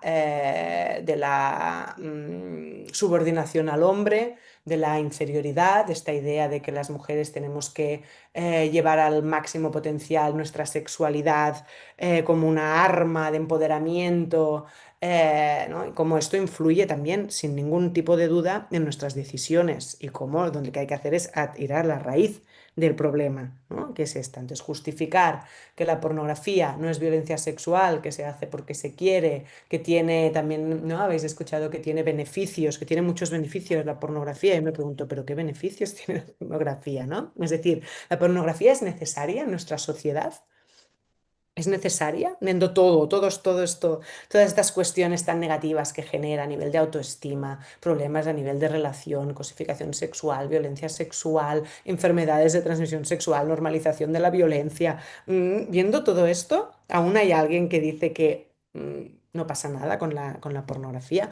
Yo creo que es sin duda por normalización y por desconocimiento. Y creo que es importante, muy importante, que se ofrezcan formaciones como esta, Graciela, porque esto, ¿no? Nos permite mostrar toda la investigación que existe y que muestra con datos rigurosos cómo la pornografía es negativa y genera consecuencias nefastas en el desarrollo emocional y sexual de los adolescentes, ¿no? Entonces, yo creo que es muy importante desmontar esta idea de la pornografía como algo inocuo. También el movimiento feminista ahora tiene muchísima más fuerza de la que tenía antes, a pesar de que hay algunos retrocesos en algunas áreas que vamos observando, pero esto ha permitido arrojar luz también en todas estas cuestiones y poder decir lo que las mujeres pensamos. Las mujeres nos hemos encontrado, ¿no?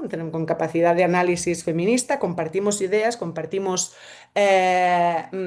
pensamientos y esto nos hace sentir más fuertes y sentir que, ¿no? Muchas mujeres anteriormente igual tenían también, ¿no? Esta visión, esta intuición de que la pornografía para las mujeres no era algo que nos ayudara en absolutamente nada, pero se sentían solas y no lo podían denunciar. Ahora nosotras estamos juntas o intentamos, ¿no?, buscar estos espacios para entre todas poder alzar la voz y decir, oigan, que esto no es una nimiedad, que estén, que haya imágenes, que haya vídeos en internet al alcance de todo el mundo en el que se está, voy a decir ejemplos claros porque para que nos entendamos dos, ahogando a una mujer en su propia orina mientras se la viola, o están eyaculando 25 hombres en la boca de una mujer, o le están dando golpes y una paliza a una mujer mientras otros se masturban. Oiga, ¿pero esto qué es? O sea, tenemos que quedarnos calladitas también y aceptar que esto es ficción, que no pasa nada. Evidentemente que no. Entonces yo creo Quiero que hacerte una pregunta, aunque no tengamos la referencia bibliográfica, que es una cosa que me preguntó una madre, ¿vale? Hace poco. Es, ¿hay algún estudio sobre el trauma que genera en niños y en niñas ver pornografía violenta? sí, mira, justamente, Graciela, tenemos este estudio que por eso lo he compartido antes, al que quizá no he dedicado suficiente tiempo Sí. porque quería mostrar muchísimas cosas, ¿no? Este estudio de las compañeras de San Joan de Déu que han estudiado el impacto del consumo de pornografía en la niñez y la adolescencia desde la perspectiva del trauma y han concluido Ujú. justamente que las consecuencias que tiene son similares a las que tendría un abuso sexual, porque realmente la visualización de estas imágenes es un Qué abuso barbaridad. sexual para la infancia y la adolescencia. Es un abuso sexual, o sea, simplemente el hecho de ver imágenes de contenido sexual explícito a edades muy tempranas, eso ya es un tipo de abuso sexual, evidentemente. Pero si además está cargado de violencia hacia las mujeres, ¿no?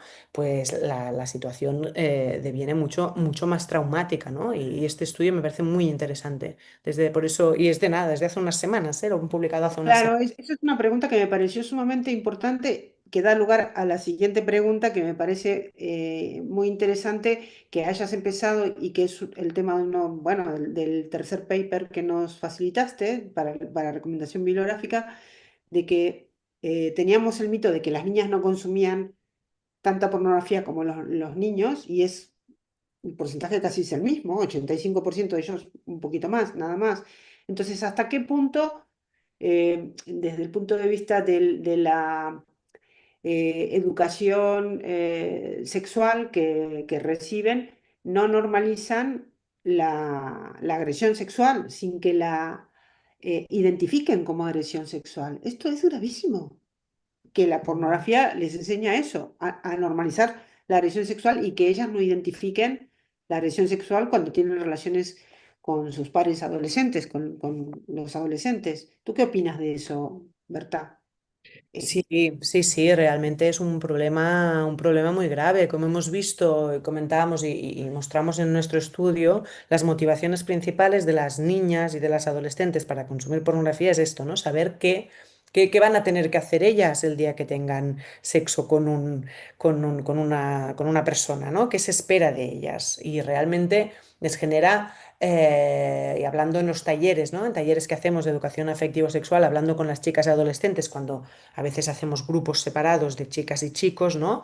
Explican cómo les genera mucha ansiedad el pensar que las etiqueten, pues esto de frígidas, de moralistas, de estrechas, de no sé qué, porque realmente los chicos te están educando con este material y es lo que luego les piden también, no todos evidentemente por suerte, pero sí muchos porque están normalizando este tipo de encuentro sexual, ¿no? Y este tipo de prácticas. Y las niñas, muchas que ven este tipo de contenido, dicen, yo realmente es que no quiero tener sexo en la vida, porque si esto es lo que se espera de mí, que me tienen que hacer daño, que me tienen que insultar y que tengo que comportarme de esta manera, pues realmente el sexo ya le cogen una aversión tremenda desde el inicio, o una de dos, o una aversión tremenda, o asumen este rol que se espera de ellas en las relaciones sexuales, que bueno, pues ni una situación ni la otra, pues evidentemente es lo saludable, ¿no? Es lo saludable y lo sano es poder tener una sexualidad sana en el momento en que ellas estén preparadas y tengan también la suficiente madurez para poder tener relaciones sexuales. Entonces, el porno está desconfigurando todo esto, porque hasta ahora ¿no? Nos podíamos hablar de las generaciones anteriores, antes de que apareciera el porno, pues la sexualidad o el sexo se aprendían a veces, pues quizá no de la manera más óptima, que sería pues hablando con un adulto que nos pudiera, ¿no? O una adulta, un padre, una madre, o alguien que nos pudiera desde el afecto explicar, ¿no? Qué es el sexo y qué es la sexualidad, pero bueno, se hacía entre, ¿no? Las amigas o los amigos en el cole, pero claro. El problema ahora es que antes de poder hablar de sexualidad con ellos, o antes de que puedan hablarlo con los amigos, dudas más simples, ¿no? Que tienen que ver con la curiosidad sana hacia el sexo y la sexualidad, se encuentran que les envían en el WhatsApp un vídeo de, bueno, pues esto de una relación sexual con prácticas de riesgo, con violencia. Desde aquí ya nos hemos cargado todo este proceso que antes duraba unos años de entender, ¿no? Qué era el sexo, qué era la sexualidad, etcétera. Entonces, el porno realmente mm, ha desconfigurado todo el sistema previo que existía para ir comprendiendo despacio qué es la sexualidad y qué es el sexo. Ahora esto, tenemos un panorama totalmente distinto, con lo cual la educación afectivo-sexual todavía es mucho más importante que antes, porque antes de que vean estas imágenes hay que explicarles las cosas. Entonces, está todo, ahora mismo estamos situándonos un poco ante este panorama en el que la pornografía ha hecho mucho daño, sin duda. Bueno, si quieres, yo tengo un montón de preguntas, pero vamos a ir a las preguntas que nos han hecho llegar a través del chat, que las puedes ver algunas tú. Yo he compartido la bibliografía en el seminario para quienes no van a tomar el curso. Cuando terminemos con Berta, voy a quedarme unos minutos más para explicar que tienen que entrar al curso con la clave que les hemos enviado por correo electrónico. Si no, no podéis entrar a Moodle, no es abierto y tienen que estar inscritas. Eso es importante que lo sepáis. Y dentro de Moodle vais a tener la bibliografía de el seminario de Berta. Si quieres, vamos a las preguntas. Bueno, porno feminista, siempre nos hacen esa pregunta. Empecé por el final, si existe o no.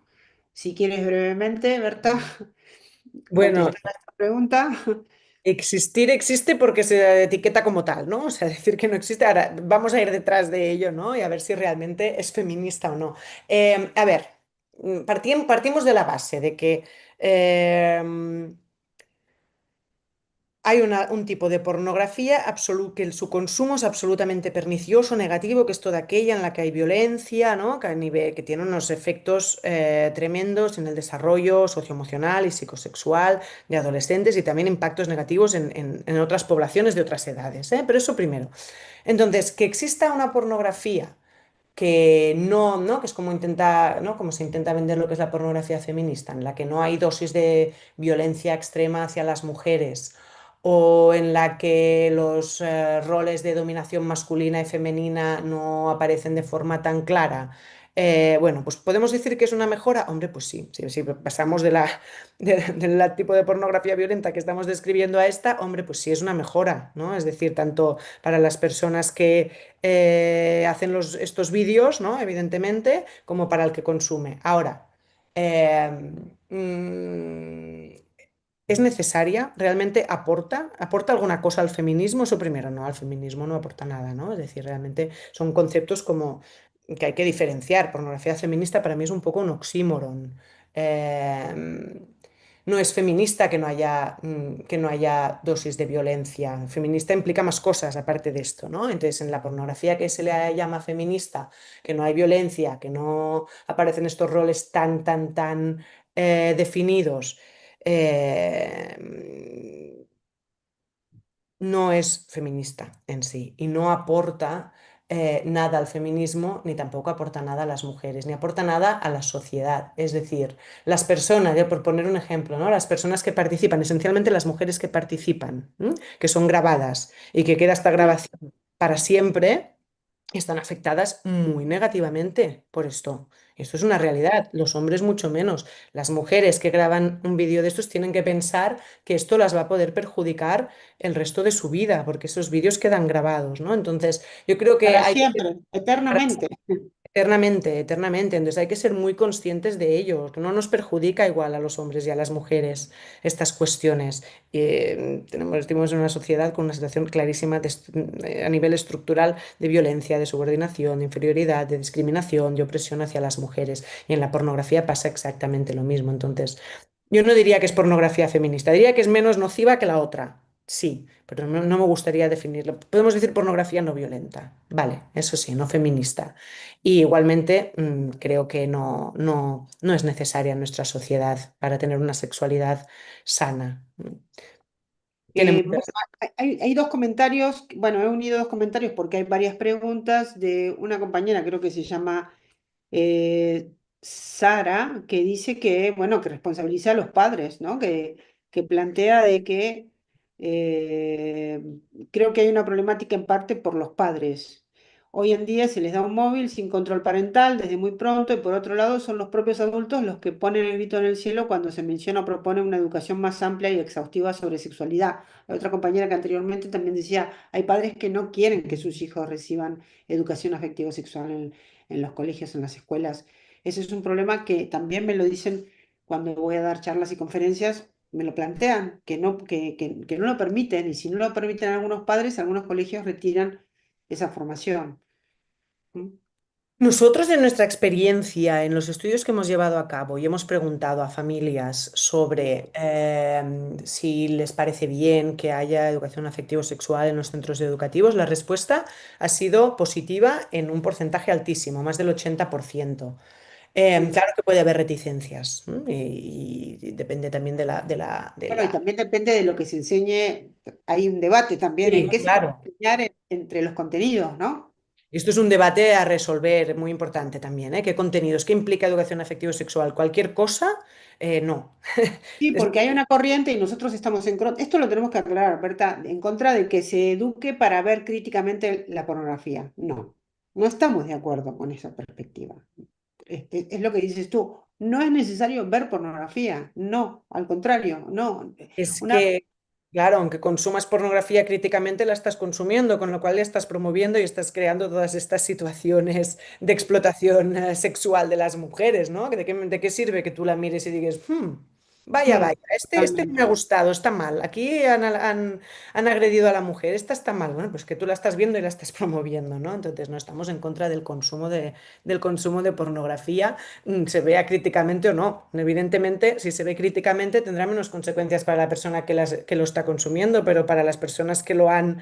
Pero eh, un adolescente y una adolescente de 12 años, de 10 años, tú sabes no, claro, yo perfectamente que no puede tener perspectiva crítica. Entonces, ¿cómo puede ser que en los talleres se enseñe esto? no, no. Nosotros estamos completamente en contra. Esto es un delito, para mí es un delito. Que se enseñe pornografía en talleres de educación afectivo-sexual es un delito clarísimamente, porque no se puede consumir pornografía ni mostrar pornografía a menores de edad. Esto es un tipo de abuso, debería, no sé si lo está o no, pero debería estar tipificado como un tipo de abuso sexual. Tú no puedes en un Sí, taller, un sí. adulto poner pornografía a los adolescentes, evidentemente, totalmente en contra de esto. Es una barbaridad. Eso es una barbaridad. Está bien que lo aclaremos porque hasta se debate sobre esto, ¿eh? Vale.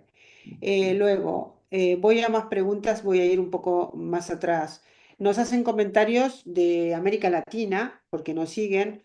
Hay una usuaria a la que yo he contactado porque vamos a hacer un reportaje sobre eso, que brinda educación a niñas que han pasado o que ofrecen sus books, entre comillas, en OnlyFans. Esto también está apareciendo con frecuencia, que aparecen maestras, profesoras que nos dicen, yo tengo adolescentes que están en OnlyFans, que está totalmente generalizado, ¿no?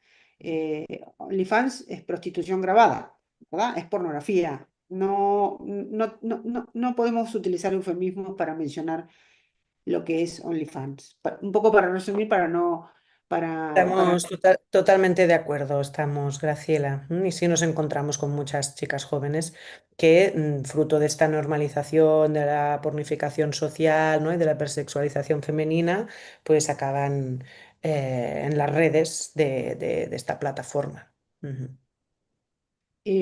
Bueno, me preguntan si va a estar la ponencia después. La vamos a publicar en nuestra página web de Violencia Sexual. Estupendo. La semana que viene va a estar con seguridad. Estoy buscando más preguntas para hacer un par de preguntas más, por lo menos, para poder terminar. Eh, Dice, ¿hay algún estudio que se centre en la reducción de la edad en el inicio de las relaciones sexuales como consecuencia del consumo de pornografía? Bueno, yo advierto, Berta, antes de que lo digas tú, que trabajo en colaboración con algunos centros de crisis, como por ejemplo el de Asturias, que cuando tuve conversación sobre esta pregunta con Nuria Varela, que entonces, hasta entonces era la directora del Instituto de Igualdad de Asturias, que fue el primer centro de crisis que se inauguró en España antes de que fuera obligatorio, y nos contaba que justamente por el consumo de pornografía había disminuido la edad de inicio de las niñas, porque los datos que tienen en el centro de crisis de las niñas, que se situaba en 12 años, entre 12 y 13 años, o sea que sí que había bajado. No sé qué nos puedes decir tú, Berta. Tengo que decir que la edad media ahora en España para las primeras relaciones sexuales no la sé. Lo que sí que sé es que hay estudios internacionales que muestran cómo el consumo de pornografía favorece el inicio de relaciones sexuales tempranas. Esto sí que existe. Yo la edad media no te la sé decir porque en algún momento me lo han dicho, pero si me olvida para decir una cosa errónea, prefiero no No, comentarla. pero sí, esto es una cosa que aparece en los talleres y que aparece también en los comentarios de grupos de psicólogos y psicólogas que trabajan con adolescentes. También se lo vamos a preguntar por la experiencia que tiene a Sandra Sedano, si queréis, para quienes vamos a tomar el curso. Muy Eh, bien. Hay una persona que hizo un comentario. He visto tres comentarios sobre el BDSM. El BDSM es una forma de violencia sexual para nosotros. Explícalo tú si quieres, Berta, porque hemos escrito artículos en geoviolenciasexual.com, pero bueno, hay que reiterarlo, ¿no? Sé que puede despertar polémica, pero bueno, digamos nuestra posición. Sí, sí, sí, sí. Yo creo además, Graciela, que tienes que invitar un día a Lidia Delicado, porque es ¿Ah, genial sí? hablando de BDSM. Sí, sí, sí. Lidia Delicado, también si queréis leerla ahora que me estáis escuchando, sabe muchísimo del tema y hace un análisis feminista buenísimo. ¿M? Nos la Entonces, apuntamos, ¿eh? sí, sí, sí, sí, Igual y seguro. para este curso. Vamos a ver si nos da tiempo, lo haremos. Muy bien. Eh, A ver, el BDSM hay que ponerlo como todo, se ha de analizar en nuestro contexto actual y además los datos de los que disponemos muestran cómo los roles, en su gran mayoría, acostumbran a ser el hombre agresor maltratador y la mujer sumisa subordinada. Y esto se dan unos porcentajes que no sé decir porque no me acuerdo, pero hay muchísima, muchísima diferencia. Con lo cual estamos representando, reproduciendo roles de dominio, de agresividad sí. y de violencia. Es verdad que se supone que en el BDSM hay un acuerdo, hay un contrato previo en el que las dos partes acceden, pero eso, en el mismo sentido de lo que decía antes, no nos tiene que inhabilitar para poder observar que ahí se está dando una situación de violencia, de agresión y de dominio del hombre hacia la mujer, con lo cual podemos entrar a criticarlo, aunque sea en el ámbito de la intimidad y haya un consenso, criticarlo desde la defensa de los derechos de las mujeres, que es lo que hacemos las feministas. Entonces yo creo que esta parte es muy importante. Y, como he dicho antes, hasta hace poco tiempo, la violencia de género en la relación de pareja, en los matrimonios, también todo el mundo consideraba que ahí no había que meterse, que era una cosa íntima. Las feministas analizamos todo. Analizamos todas las situaciones para poder identificar aquellas situaciones en las que se da abusos, opresión, discriminación y violencia contra las mujeres. Y el ámbito de la sexualidad es uno de estos, y no lo podemos dejar aparte, ¿no? Entonces, creo que es importante que también podamos ser críticas con estas cuestiones, aunque nos digan desde fuera que es moralista, no tiene nada que ver con moralismos religiosos ni este tipo de Bueno, no, moralismo. porque entramos también en un terreno pantanoso como el consentimiento. Sí, exacto. Ceder no es consentir, para empezar. Y segundo, está la cuestión de que aunque se consienta, no deja de ser un tipo de violencia sexual. Exacto. Es como con la pornografía. Bueno, pero la violación que se produce dentro del marco de la pornografía es consentida. Da igual que sea consentida. Aunque sea consentida, no deja de ser violencia sexual porque supera los márgenes de lo que es la definición del consentimiento, ¿no? Entonces, Eso también, como dices tú, es Lidia Delicado, ¿verdad? Su nombre, porque me han preguntado de nuevo, ¿quién es esa autora que queremos contactarla para que Lidia sepa? Delicado. Lidia con Y, la primera I, creo que es la primera. Vale, Lidia. bueno, se nos está yendo el tiempo. ¿Alguna cuestión más que quieras comentar, Berta, para cerrar? No, nada, que me ha gustado mucho poder participar en este seminario. Graciela, muchas gracias por invitarme. Y No, he aprendido mucho, ¿eh? Tengo cosas nuevas que tengo que revisar y incorporar, así que muchísimas gracias, de verdad, Berta, ¿eh? genial, me alegro mucho. Siempre es un aprendizaje recíproco, con lo cual una situación fantástica de aprendizaje. Gracias, Graciela, y gracias a la gente que ha asistido al seminario. Bueno, antes de desconectarnos, y voy a pedir una disculpa por todas las preguntas que no hemos podido hacerlas. Siempre nos pasa lo mismo. Para quienes estén en el curso, quiero decirles que tienen que inscribirse como se han inscrito para el seminario de Berta, que ha sido un total éxito. Tuvimos casi 700 personas conectadas, Berta. Qué Eso bien, me es, alegro mucho. es un visionado alto, elevado. Que la semana que viene, Berta, Sandra va a dar un seminario sobre la violencia sexual, que se llama la violencia sexual en adolescentes, a través del acceso e impacto de la pornografía, que va a ser un modelo con las limitaciones que tiene Zoom y el directo online. Un poco vamos a tallerear, es decir, vamos a dar lugar también a la intervención del alumnado, así que vais a estar más participativos, pero es fundamental tener este marco. Si podéis leer desde ahora el material que nos ha dejado Berta para hacer un feedback y un intercambio con Sandra, que además trabaja en el mismo equipo, los artículos están escritos juntas, ¿no? Eh, Participación. es fantástica, Sandra, aprenderéis un montón con ella y además tiene mucha experiencia práctica, ¿no? Con lo cual está muy bien este formato que le queréis dar, Graciela, porque ella se mueve estupendamente en este formato porque tiene mucha Y experiencia. la vamos a tener 3 clases. Le dije, mira, te vamos a exprimir, Sandra, en buen plan, ¿no? En buen plan, porque queremos darles herramientas a, como decíamos, a profesionales y principalmente a progenitores y profesorado, ¿no? Como os decía, tenéis que inscribirse en el seminario, aunque estéis inscritas en el curso. Para el seminario no tenemos tope, es decir, no tenemos limitación de plazas porque lo pasamos al YouTube. Y bueno, nos vemos la clase siguiente. Muchas gracias por todo. Muchas gracias, Berta. A ver cuando volvemos a tenerte con novedades o con nuevas hipótesis o tesis sobre el tema. Sabemos que vas a seguir publicando y te invitamos a que las publicaciones que sean de libre acceso las podamos difundir, apuntarse el nombre de Berta Aznar a través de nuestra web geoviolenciasexual.com y estar atentas al máster porque vamos a tener para quienes vivan en Barcelona el año que viene, en febrero, ¿verdad?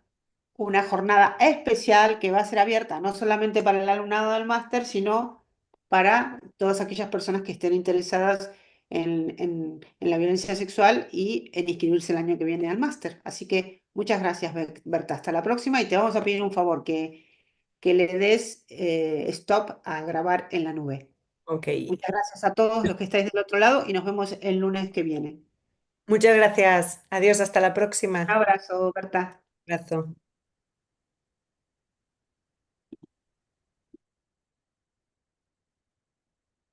Bueno, muchas gracias a todos y a todas. Nos vemos la clase próxima.